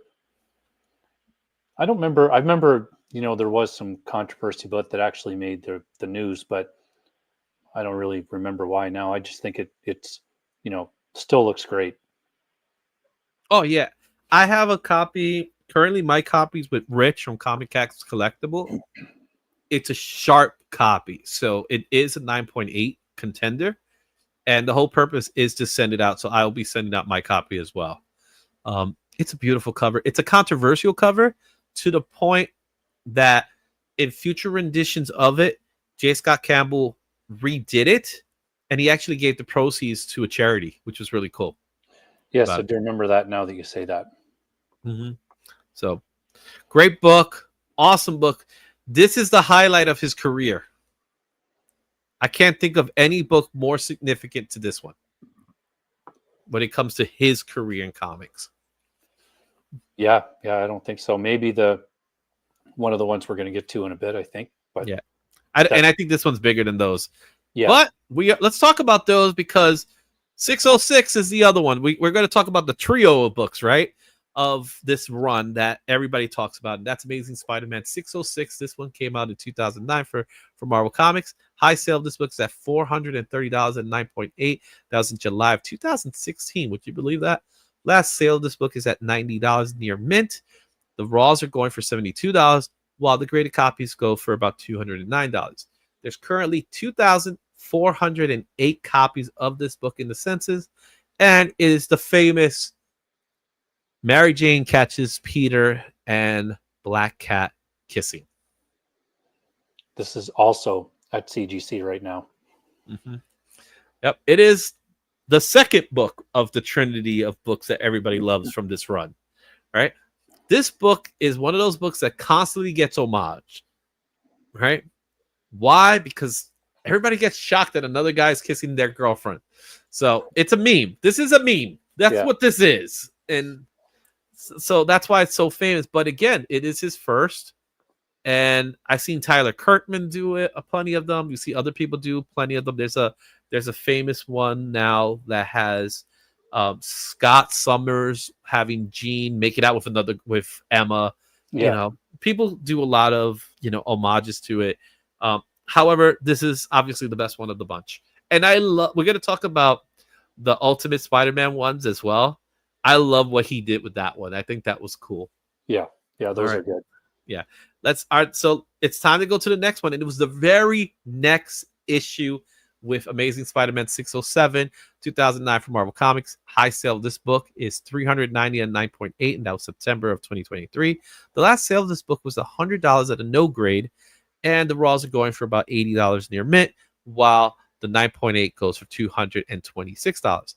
There's 3,129 copies in the census, and this is the famous Pearls cover. Soon to be 3,130. And one. Because I have a copy of this as well. Okay. From the three, which was your favorite? Oh, that's a good question. I think probably this one. I think this was more controversial than the Mary Jane in the couch. Yeah. You know what I mean? Because she's wearing Spidey's outfit. Ooh, what's going on here? You know what I mean? Yeah. And then we got the meow. What about you? I love this one. I will have to say Mary Jane waiting in the couch. There's something about that cover that's so iconic that I love. But I love the three of them. I love the other ones too. A lot of people don't even talk about the other ones. They're very inexpensive, but go check out that run. That run has some great covers. Agreed. Yeah. You know what I mean? Like issue 600 is amazing. There's also a 700 that's great as well. But if you got there, and they're all pretty affordable. So go check out that run because they're all great. These are the ones that get recognized as being the most homage, that they're most iconic. But if you look at the rest of them, they could fall under that same umbrella, in my opinion. That's how good those covers are. So if you have a chance, pick it up. If you know, these books are pretty expensive, and every single one of that I have are pretty high quality. So I'm really happy that I have those books. All right. Let's go to our next book, and that is Siege #3. This is the J. Scott Campbell Deadpool variant. This book came out in 2010 from Marvel Comics. The high sale of this book is $4,550. That was in May of 2022. The last sale of this book was $2,500. Near mint are going for $2,000, while 9.8s are going for $3,061. There's currently 146 copies in the census. This is a famous hip hop cover. Yeah. So you're saying that comic artists can't make money or can't have high sales? Well, yeah, I don't know about making money, but they could make some high sales. Yeah. There's something about J. Scott Campbell that gets people crazy. You know what I mean? Even more so than Todd McFarlane. I said it. Because when he drops a cover, look at this. 4,500?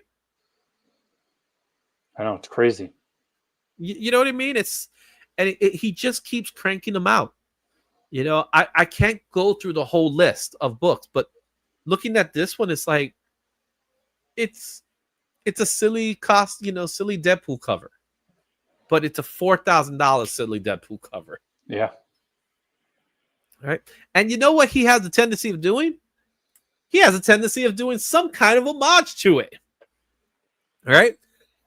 Wolverine #1, the J. Scott Campbell Deadpool variant that came out in 2010 from Marvel Comics, also sold for $4,550. And the last sale of this book was $2,500. 9.8s are going for $3,000. I think those are the same numbers. Now I'm getting pissed off. I think I have an error. But it's still expensive. But imagine how hard that is to get in a 9.8 too. They're rare books. That's what it is. So I'm a little upset because those are the same numbers as the previous one. So now I have to double check. I thought I had this. Why? Why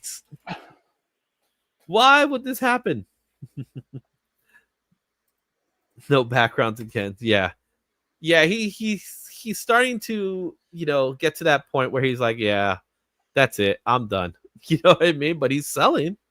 Well, he's super smart too, or somebody on his team is, because he has, recognition. Everybody knows. Everybody wants his covers. Yeah. So he just took himself out of trying to get work from Marvel or DC or whoever for the most part. And he's doing his own thing now. Okay. So here's what I have. This doesn't add up. Okay. So I'm going to tell you right now, take this with a grain of salt. This does not add up.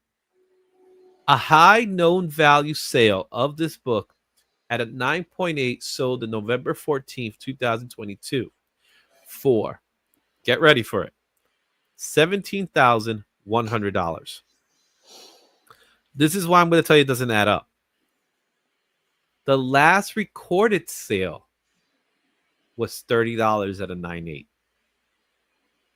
While the raw at a very fine is $760 and a 9.8. So there's something wrong with that. Yeah, that doesn't make sense. Right? But this is the figures. These are the figures I'm looking at right now. So it doesn't make any sense. So when something doesn't make sense, I go somewhere else to find this information. So let's see what I could find here.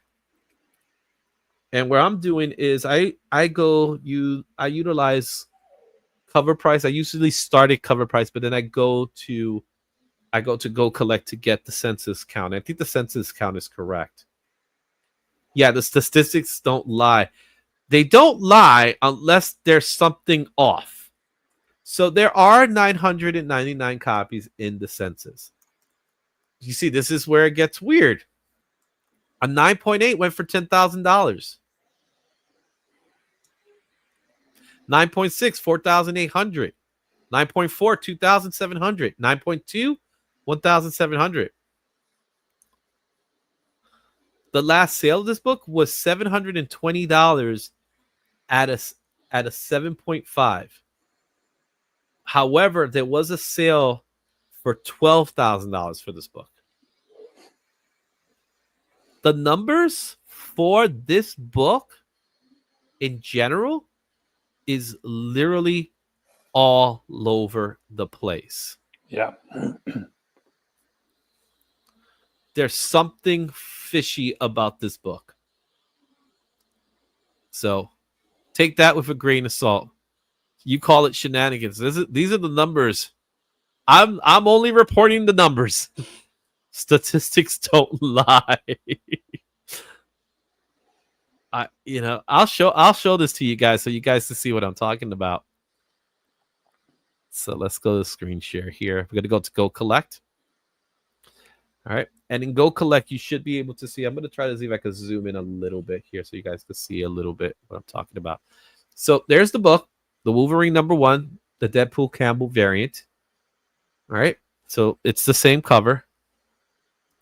And I went to the search engine, and it says here 720 for a 7.5.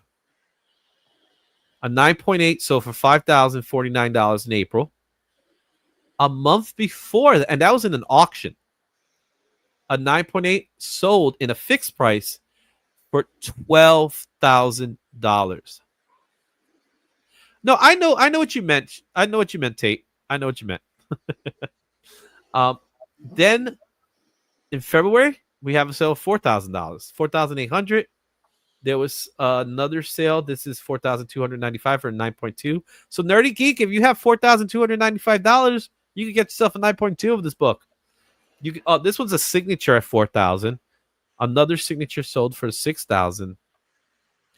It's hard to average this book out.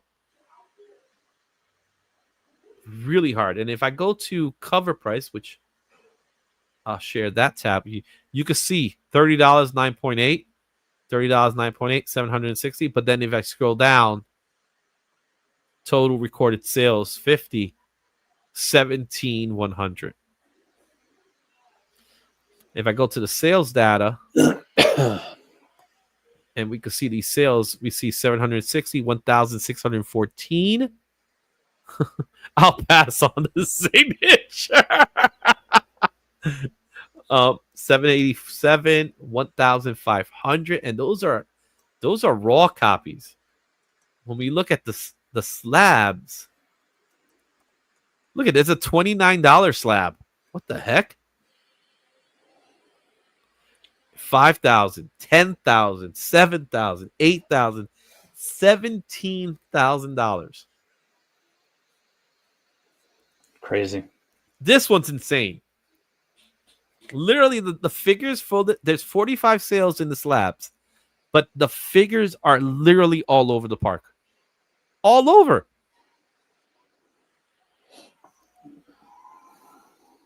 I'm at a loss for words for this one. So what was an era seems to be more than just an era. You know what I mean? I don't even know if this is gonna make it to the final cut when I do the recording because it's just too out there. Yeah, you know what I'm saying. But who's to say? Anyway, there you have it. Wolverine #1.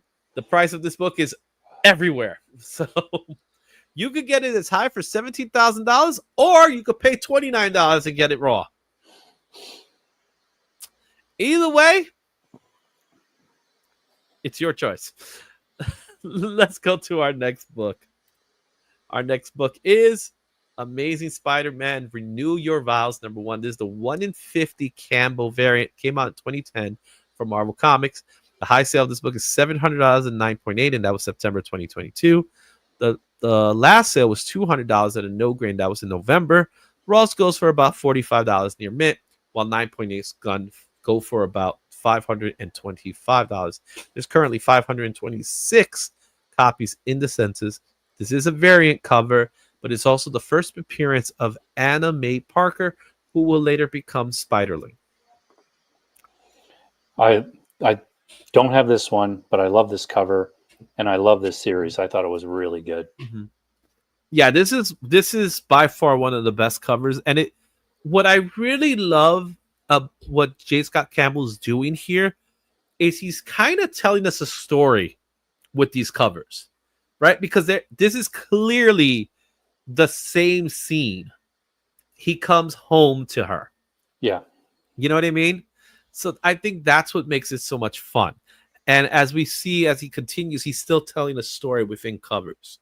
So that's something that's pretty cool. I think not a lot of people see that in his style, especially when it comes to his Mary Janes and Spider-Mans. But if you put them together, you're starting to see the story come together in regards to her waiting for him to come home. He finally came home, and this is the photo they take together, even though they shouldn't be taking photos with him in costume. It could be cosplay, right? Yeah. All right. But it is a great cover. It's a 1 in 50. I do believe there's a version variant as well that's out there. Let's go to our next book, and that is Black Cat #1. This is the San Diego Comic-Con 2019 Virgin variant. There is a trade dress, but I figured these numbers are a little more fun to talk about. Yeah. The high sale of this book is at $1,026, and that's at a 9.8, and that was September of 2023. Last sale of this book was $550 at 9.8. That also seems to be the fair market value for it as well. It's kind of strange that the Raw went for a fair market value of $576. There are currently 268 copies in the census, and this is just Black Cat's rendition of the same scene. This one doesn't get as much love, I think. No, and maybe because it was an exclusive, but not sure. I mean, it's a great cover. Yeah.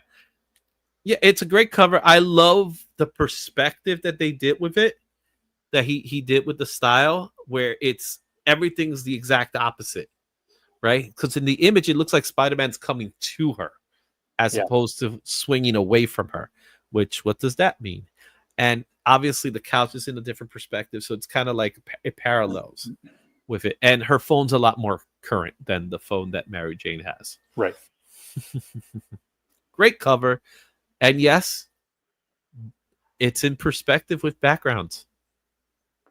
So there you have it. You wanted perspective? You want backgrounds? There you go. He could do it. Okay. Let's go to our next book. And that is X-Men #1, the J. Scott Campbell Negative Space variant. This is a New York Comic-Con exclusive back in 2021. The Raw sold at a high of $750 in November of 2021. Last sale of this book was at $200 in a no grade. And the Raws are going now for $165 near mint, while the grades are going for $235. There are 695 copies in the census. And this feature does have a first appearance. This is part of the Krakoa age, so it's the first team appearance of the X-Men of Krakoa, and it does feature some first appearances, which I don't want to even say their names. This is one of those covers that I always seem to see at least one at conventions, like up on the wall. Yeah, it's a pricey book. I like it a lot, and I think it's so cool the way he did the perspective with this one. I don't know if I could chill, that kind of money for it. No. It'll be great with a green screen, though. If you green screen this book, it'd be awesome. But I think it's gorgeous. I can't justify spending the money for it personally. Yeah, I'm the same. Mm-hmm. All right. Next up, Ultimate Spider-Man #4. This is the J. Scott Campbell Web Store Family Apartment variant. 2024. Just came out last year. A high sale. This book sold for $800 at a perfect 10.0 in September of 2024. Last sale was a 9.9 for $203. And the raws are going for $151. The graded copies are going for $183. This is 334 in the census. This is also the first full appearance of the Earth 6160 Gwen Stacy. Yeah, and this is the reason I get 2 emails every week from J. Scott Campbell's store. It's because I thought, oh, this is a really cool cover when Ultimate Spider-Man came out, and I could not get one. Really? I have the whole set. I have the whole set. Yeah, they were gone so fast. And speaking of the whole set, there you have it. That's the whole set. So he did do a version variant of that same cover, because obviously that's his most iconic. And then he did one, which is interesting because Tyler Kirkham did the same cover. He homaged the cover maybe a month or two earlier. And J. Scott Campbell was like, no. Let me show you how it's really done. Yeah. So he did that. And then, of course, the pearls made it to Mary Jane, which I think is the cutest thing. So I personally love this set. I think it's, again, going back to the whole story aspect. He's telling you a story with this. What's also interesting, and I didn't catch this until now. Look at the family portrait of the sofa. All right. Let me see if you spot. Do you spot something that's a little, not so much the kids? Do you spot something? No, I can't see it that clear, so no. Okay. First of all, they upgraded the phone to a tablet. Yeah. So that's cool. Peter's petting the cat. Oh, yeah. And the cat's black and white. And the cat is black and white. Did we not know something here, Peter? Just say, that's an Easter egg. Yeah. That is definitely, and I love that he has the other image in the background, the Kurtman image in the background. That photo is taken from the Kurtman image, which I think is more funny knowing that Kurtman did the homage of the other one. This is layered, man. Yeah. This is good. This is layered stuff, man. This is the kind of stuff that when you see J. Scott Campbell in a convention, you have to ask him questions. You know? And then, of course, he'll probably give you some nonchalant answer like, oh, yeah, I just felt like doing that. Yeah. Like, come on, give me something. All right, let's move on to our last set. The set that got away for me. These are the set that just came out. There is no price tags associated with them because they just came out. And these are the Marvel Rivals covers, which really spawned why I did J. Scott Campbell this week. Because the Marvel Rival covers are amazing. I missed out, unfortunately. I set an alarm and it didn't go off. And I'm mad with myself. Because I did set an alarm and it didn't go off. And now I'm going to contact Apple, sue them, so I could get these books. It'll probably cost you that much. All I wanted was the Luna Snow, man. The Luna Snow's the third one with Jeff on it. That's all I cared about. Jeff. But they're great. I think the Psylocke one is going to be one of the most popular ones. But I think Jeff is going to be big too. Which was your favorite of the four? I think I like the Sue Storm one the best. It's really good.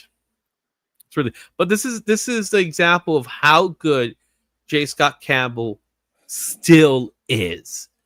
These are amazing covers. And I have to say, he has to have an amazing colorist. Because, first of all, it's still great because his artwork is amazing. But the colorist that he has associated with his work just takes it to another level. Imagine how much these originals would go for. Because they are definitely, they're pencil and inked. So good, man. TM Nerdy, meh. Marvel Rivals. You know what? I don't care. I love these covers. I could care less if it's a Marvel Rivals or not. Guys, tell me your thoughts on J. Scott Campbell. Did you like any of the books that we cover here? Is there a book that I didn't cover? Kind of like that one with Wolverine in the middle, but I figured might as well throw that in the image. Let us know in the comments what's your thoughts, and let me know which J. Scott Campbell books you want to have in your collection that you may have or that you don't have. I would love to know. Do you want to get that Wolverine that's worth $17,000 for $30? Who knows? Give me the $30 one. But with that said, we're going to wrap this one up and move on to our next one. $17,000. It's crazy. That was fun. Like I never would have guessed any of those would have reached that high. I would like them better if I had to sell. You know what? Right? The amount of money his books demand, you could get a Silver Age collection out of them. You really could, because they're that expensive. You know what I mean? Yeah. You could get like blue chip Silver Age books. Like you could pick up an Iron Man's first appearance. You could pick up in some cases an AS4 in the low grade. You could get those books. Giant Size X-Men #1. Those are books you could get. You could get Hulk 181 with the amount of money these books are demanding. That's how much his books are going for, which is nuts. I'm going to have to be more active on responding or paying attention to those emails. Yeah, because that's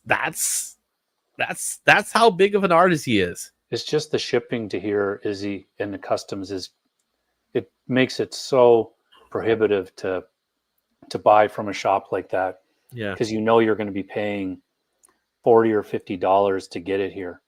Yeah, but is it worth it for $17,000? Wow, yeah. I'm just saying, the return on investment, you might want to do it. I'm just saying. All right. Enough of J. Scott Campbell. We're going to move on to our next part in our final segment of the day, because my wife cooked me dinner today, and I am looking forward to it, even though I have nothing to watch tonight. But I have to do some editing tonight because I realize I'm going to be working from the office. We're going to be talking about some new comic books that came out. Well, we're going to be talking about comic books that are coming out this Wednesday. Just a little secret, I got some of them already. So with that said, it's time for Fresh Picks.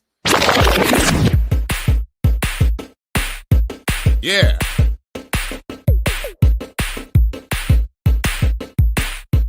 Yeah.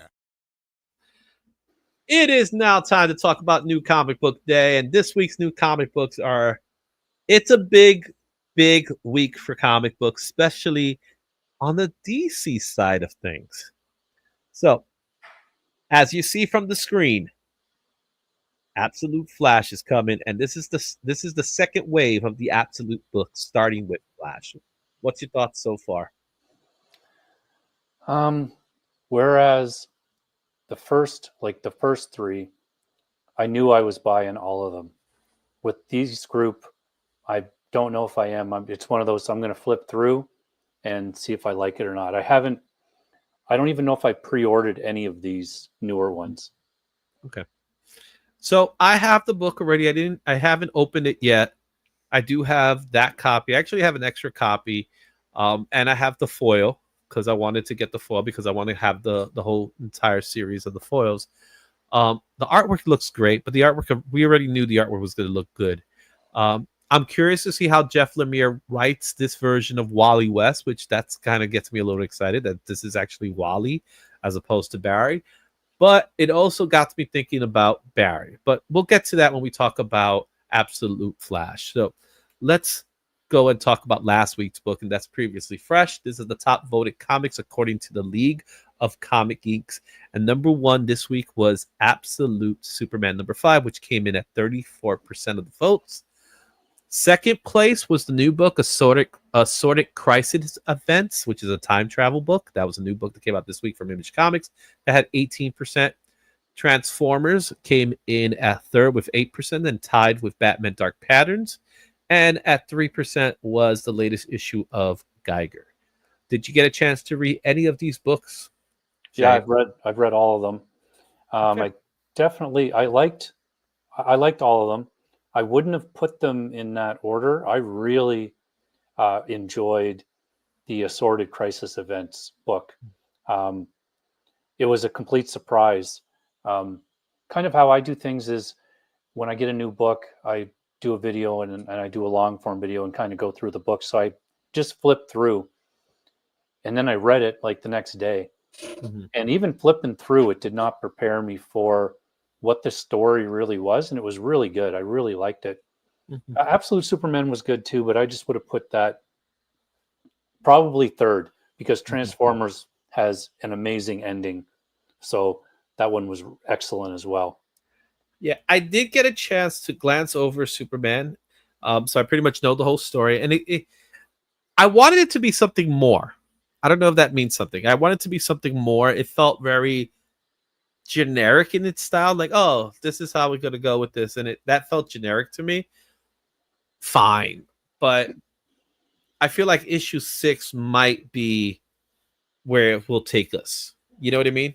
Yeah, I thought the same. Like when I looked at the cover, I originally thought, and I can't remember if you said it first or if I said it first, about that maybe he's responsible for blowing up the planet. So I was kind of really thinking that's what it was going to be. And it, like you said, it was more just something generic. Yeah, it was definitely, we were talking about it last week where I said I feel like he's somewhat responsible for it, but it was kind of the same story. I would have liked it better if he was somewhat responsible for it. Yeah, Whether he screwed up somewhere and this kind of led to, something like maybe not fully responsible, but kind of like not having enough time to fix it. You know what I mean? So yeah. something like that. But either way, it's still a solid story. It's now time to move on to our next part of the segment, and that is the new comic book rundown for this week. And there's a lot of books this week. We have 93 new releases, but we have 312 variants, which gives us a grand total of 405 new comics on the shelves. From that, 17 of them are new number ones, and those number ones have 86 variants, which gives us a total of 103 comics that are all number ones this week. As far as potential keys, there are 9 potential keys. However, 5 of them could be considered first appearances. We don't know until the time comes when the books are actually been released and everybody read them to find out if they are truly first appearances and they're truly keys. Looking at these numbers, man.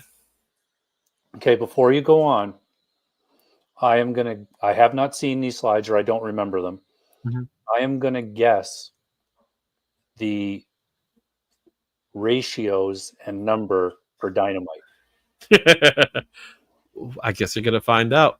Yeah, Let's I'm start gonna with guess Marvel and we'll start with Marvel and DC though. Yeah, go ahead.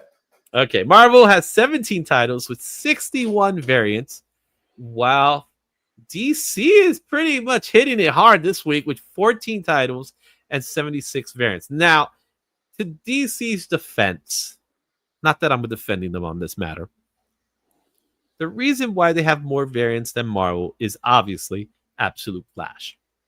It's obvious, right? And that's why you see that. But still, that's a lot of variants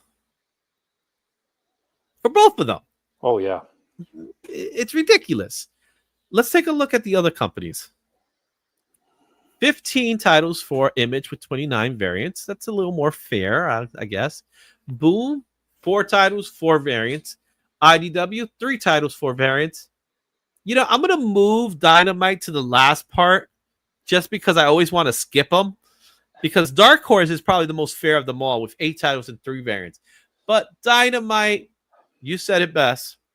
3 titles, 83 variants. It's crazy. As far as our indies go, the remaining indies, we got 29 titles with 40 variants. There's a new number 1 for Dynamite, and that's why we have so many variants. We'll see some of those books later. Let's talk about Absolute Flash. This is the introduction of Absolute Flash. Jeff Lemire and Nick Robles speed into the Absolute universe. So cover A is Nick Robles cover. There is a Clayton Crane cover. What you see there is the open order, but there is a ratio as well, which is, no trade dress. So it's a virgin. And then you have a UK edition. So they made a UK edition, which is Fabrizio De Tomasio. If I messed that up, at least I didn't say Fabrice of Tomato. How excited are you for Flash? Really the only reason I'm going to pick it up is I heard that there's something that connects the two universes together.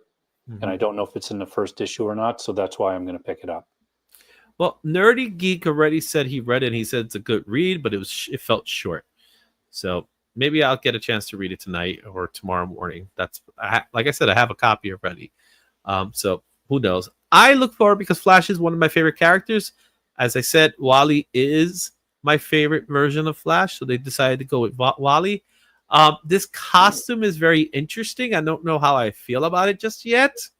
Not a big fan of the jacket for Flash because it seemed to catch a lot of air. Yeah, that's the part I don't like. It's like a jacket. Really? A jacket for a guy who's supposed to be the fastest guy alive? I feel like there'll be a lot of friction there. So who's to say? I will say, though, that the Wally run from the 90s with Vandal Savage, I love that run. I thought it was awesome. Oh, the 90s, Mark Waid's Wally West is the best. Why Jeff Johns decided to bring Barry back beats me because nobody was asking for Barry to return. Nobody was asking for Barry to return. I'm sorry. And it's not that I hate Barry. It's that nobody was asking for it. He died a noble death. That's my personal appearance. All right. Our next book in this list is Absolute Batman number 6. This is the conclusion of the first story arc for Absolute Batman. So we're going to see how this story really wraps up. We got the Nick Dragotta cover. That's cover A. There's a Frank Quitely cover, which is really nice. I actually do like that cover a lot. And there's a Simon Bisley cover, which I also like. I might go as far as getting all three. I have Absolute Batman number 1, the cover A. I didn't get a chance to see the other two because he didn't pick them up, but I could probably pick them up this week.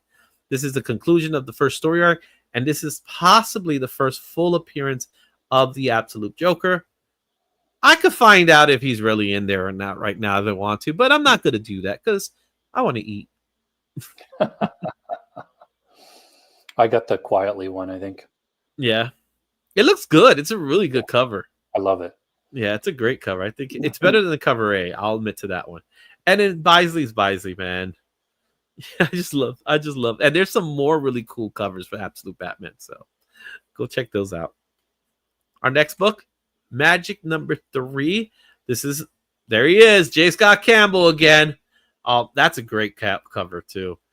There's also the 1 in 10 Peach Momoko. This one's important because that book could be a key book because it features the first full appearance of Liminal. What? Liminal. Oh God, these names. Liminal. And there's a 1 in 100 Jenny Frison version. There is an open order trade dress one if you want to get the trade dress just so you can have a Jenny Frison. I think that one in the middle might be a spec book. 1 in 10 is not expensive either. No, I'm probably going to end up with all 3 of those. But you got to get the trade dress one of Jenny. Yeah. I don't think you want to cough up all that money for. Yeah, my store would never buy 100 copies of hardly any book, really. Cool. So what's your take? What's your take on the Magic story? I've actually liked it. I thought it's been good. It's it's doing its thing. It has a story to it. It's introducing a couple new characters, and Magic is one of my favorite characters, so I'm in.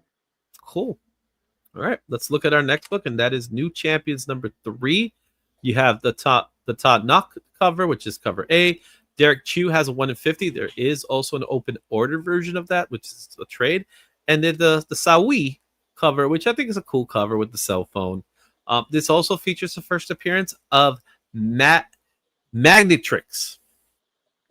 They really can't come up with better names. Yeah, I've only got the first issue of this, but I might pick up that Chew cover. I love his art. Mm-hmm. Yeah. New Champions is technically their version of the Teen Titans, the new Teen Titans, really. That's kind of the way I see it. Champions also has the potential of being the title name for the MCU version of the team instead of going with new Avengers or Young Avengers. They'll probably end up calling them New Champions. I think that's more likelihood of happening. Yeah. Okay. Then we have DC Sonic the Hedgehog, #1, the team of Justice League and Sonic, and they're fighting Darkseid. Instant sellout. It's probably going to, just along the same line as the Turtles and Naruto. Yeah, and I think that 1 in 25 might be a book to look after, because there's no other covers. These are the 3 you see. So the Pablo Collar, the trade dress one, and then there's the Ethan Young. With the Ethan Young's actually really cool one as well. Pablo M. Collar is the limited trade because you still have to throw in the logos. It might be a spec book. Yeah, I'll pick one up and try it if it's even still there. Yeah. We'll see. Sonic books go for good money. Like, that's something because there is a fan base for them. So you never know. So if you guys see it, my suggestion is just grab a copy just to say that you have a copy. Another book that's there to watch is Red Sonja Attacks Mars, #1. This is a premiere issue. Joseph Michael Lincier. I love his art. There's a 1 in 15 Greg Land. I'll pass on that one because I'm not a big fan of Greg Land. The 1 in 20 Jay Lee is pretty cool as well. This is just pure fun. It's not their first meeting though. So, but she's now attacking Mars. So now she's going to them. So how much fun do you think this book's going to be? That's the whole pitch right there. You just did the pitch that they gave. Mm-hmm. Go check it out, man. If you got a couple of bucks to spend, there you go. You got a book to spend it on. Our indie book of the week comes from Mad Cave Studios, and it's called Crush Death. There's only 2 copies of this book, and in the synopsis is as so. 2 brothers locked in a sibling rivalry wrestled for command of a massive nuclear submarine. The absolution in a near future irrevocable altered by climate change. Oh, it's climate change, sorry. Chief Science Officer Liana Pearson finds herself not only caught between the Wilder brothers, but drowning in her fear of the surface world when something alien infiltrates the absolution and upends the balance of power. Liana is left with only 2 deadly options: reaching the toxic surface world or steering the sub into unforgiving abyss and crush deaths. 3 deep. Writer Tim Daniel and David Andre, and artist Alex Sanchez. I'd love to give this one a try, but I highly doubt our store, like my store, is going to get any Mad Cave books because they're still caught in that diamond vortex. Yeah. You know what? I'll read a copy because I could probably get a digital copy of this book. I'll read it, and if I like it enough, I'll pick it up. That's how I usually am with these indie books like this. Yep. Yeah, it looks cool. It has a flair of Alien to it. Some other things that go along. The Abyss is what I'm seeing a little bit as well. So worth checking out. It is the indie key of the week. There's some other books that you might want to check out that are indie as well. But before we do that, before we even talk about anything else, let's go ahead and look at the eye-catching variants of the week, starting with Detective Comics 1095. There you guys go. Jang Gang. Got some John Jang Batman. You don't normally see John Jang Batman, so this is something that's a little different. There's also the Absolute Flash #1. This is the retailer exclusive by Otto Schmidt. I dig that cover a lot. Batman and Robin Year 1 issue #6. This is the Cliff Chang cover, which is, I always love retro covers, so they're pretty cool. What's your thoughts on these covers? I like the Flash one. I think that's cool with the white and the colors on it. Yeah, the Otto Smith cover is really cool. What's your thought on that Jang Batman? I'd have to see it in person. It doesn't look bad, but it just seems like there's something weird going on with his face. He's like, Yeah. you know, He's very upset about something. it's like he stepped on poop or something. That's probably it, right? He stepped on poop. Yeah. He's like, you know. All right. And what about the Cliff Chang one? It's good. I like the retro thing too, but I probably wouldn't pick it up though. Okay. Let's take a look at the other ones. Jenny Frizen with New Gods #4, Big Barda. And then look at this is the girl covers, by the way. Catwoman 74 by Dan Panosian and Zantana #2 by David Nakayama. I already know how you feel about David, but tell me what you think about these three covers. I like them all. The Panosian one is really good. I would be tempted to pick that up, but I'm trying not to pick up Catwoman books right now because I'm not reading the story at all. So, yeah, all three of these books are just so you could buy a book with a girl on the cover. Even though New Gods is really good, yeah, you know, but come on, just I'll look at probably these. end up with 2 of the 3. I'm going to guess. Yeah. Right. Ultimate X-Men #13, the Martin Simmons. I want to say that's an homage cover because it looks very homagey to me. The one, that on world, one world typo. Shoot. One World Under June #2. This is the 1 in 100 Alessandro Cappuccino cover. And you know I had to throw it in Avengers 24, the NetEase Marvel Rivals cover of Jeff the Landshark. You already know which one I'm picking up. Well, I hope to have 2 of those waiting for me on Wednesday. Yeah. What do you think about that Ultimate X-Men? I like it. I think you're right, though. It does seem like it's something I've seen before, but I do like New that. Mutants. It's very well done cover for sure. Martin Simmons is great. You know, I had a chance to meet him over in New York Comic Con. He's a really cool guy. That screams out New Mutants to me. The Danny Moonstar cover with Demon Bear, so it looks very similar to that.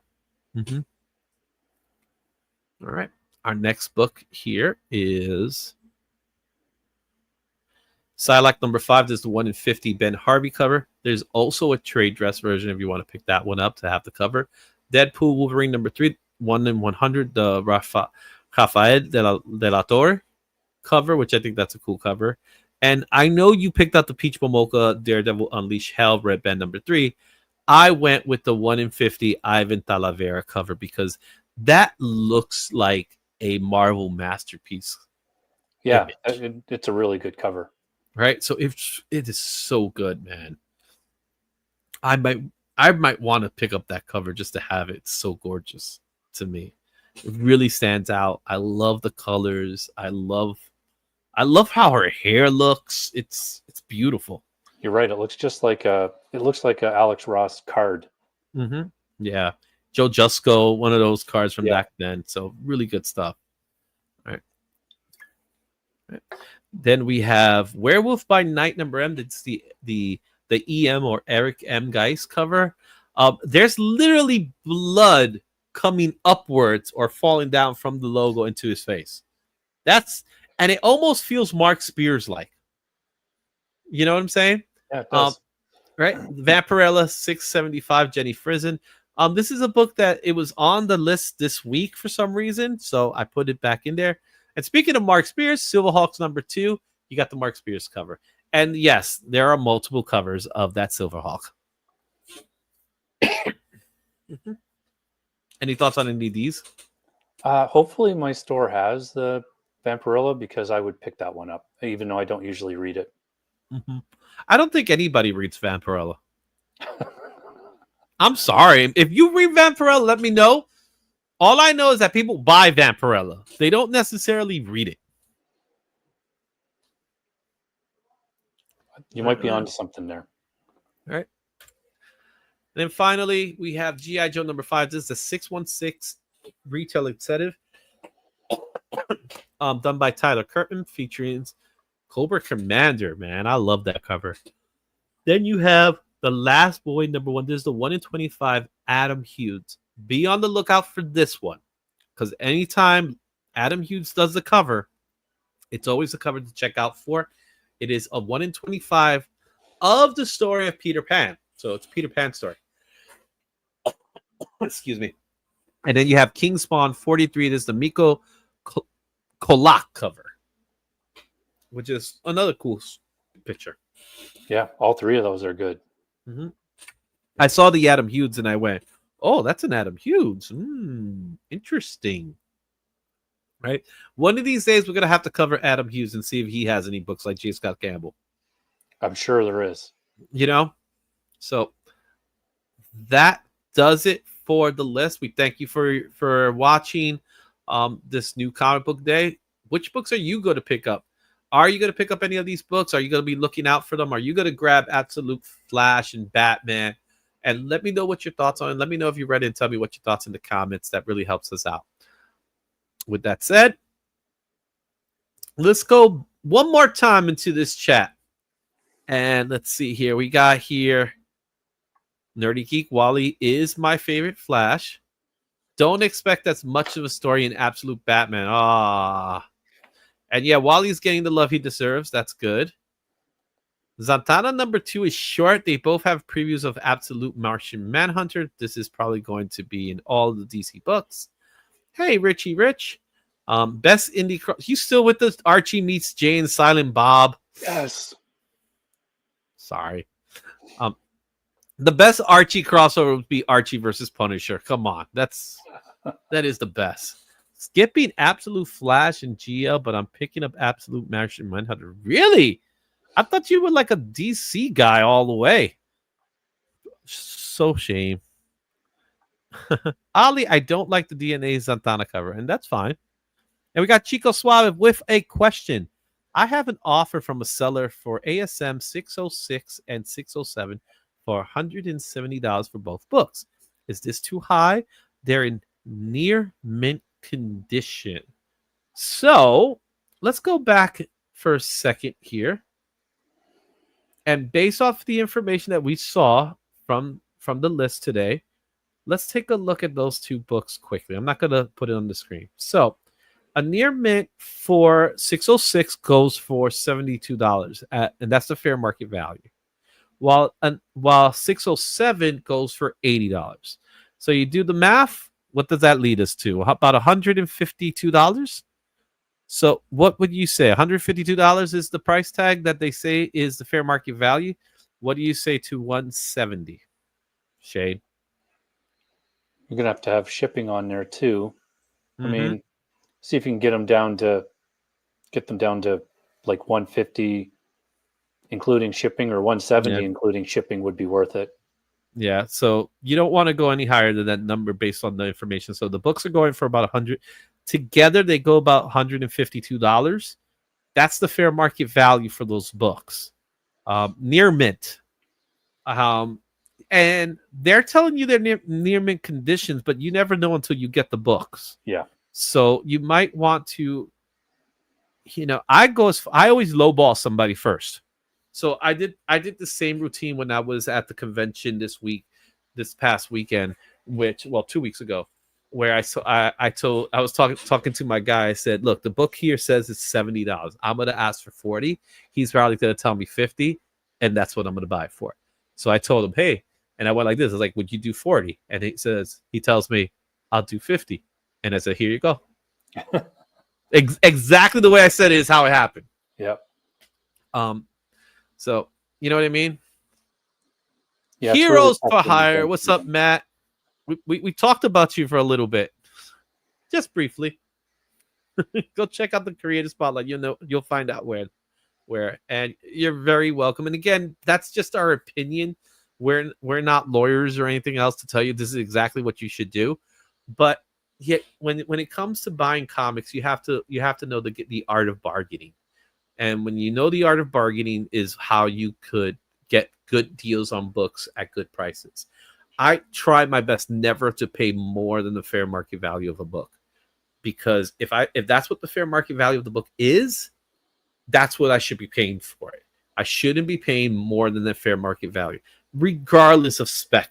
You know what I mean? Spec is just spec. You know what I mean? So that's the thing. So yeah, and you just have to watch the show to see that your key word is patience. yeah, they're agreed. out there. There's lots of them. It was a very high print run. Mm-hmm. You know, just take a breath and they'll come to you. Yeah.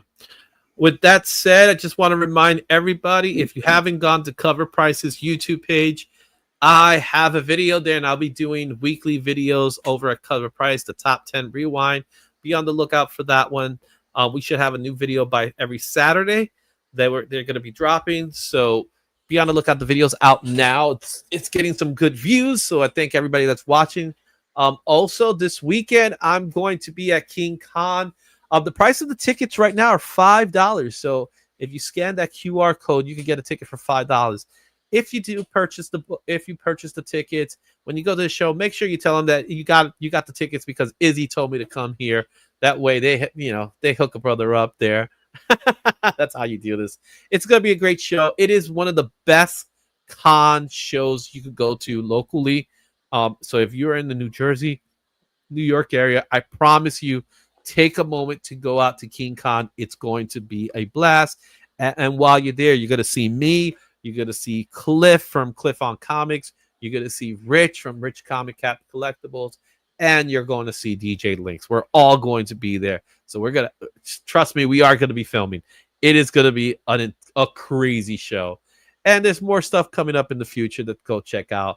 We're going to be having a couple of videos out and about that you're going to need to watch. Our monthly show, I think I told you already, the monthly show is going to happen for April. Oh, wow, April. Holy crap. We're going to go into April already. April 11th is where we're going to do our monthly show. Ideally, we would have done it April 4th, but the figures are not going to be in time. So it has to be April 11th. So I know it's going to be a little late for the monthly show, but it's going to be worth it at the end of the day. With that said, Shane, we wrap things up, and it's 9 o'clock over here in New York. Not bad. Not bad. Yeah, It's about, that's good.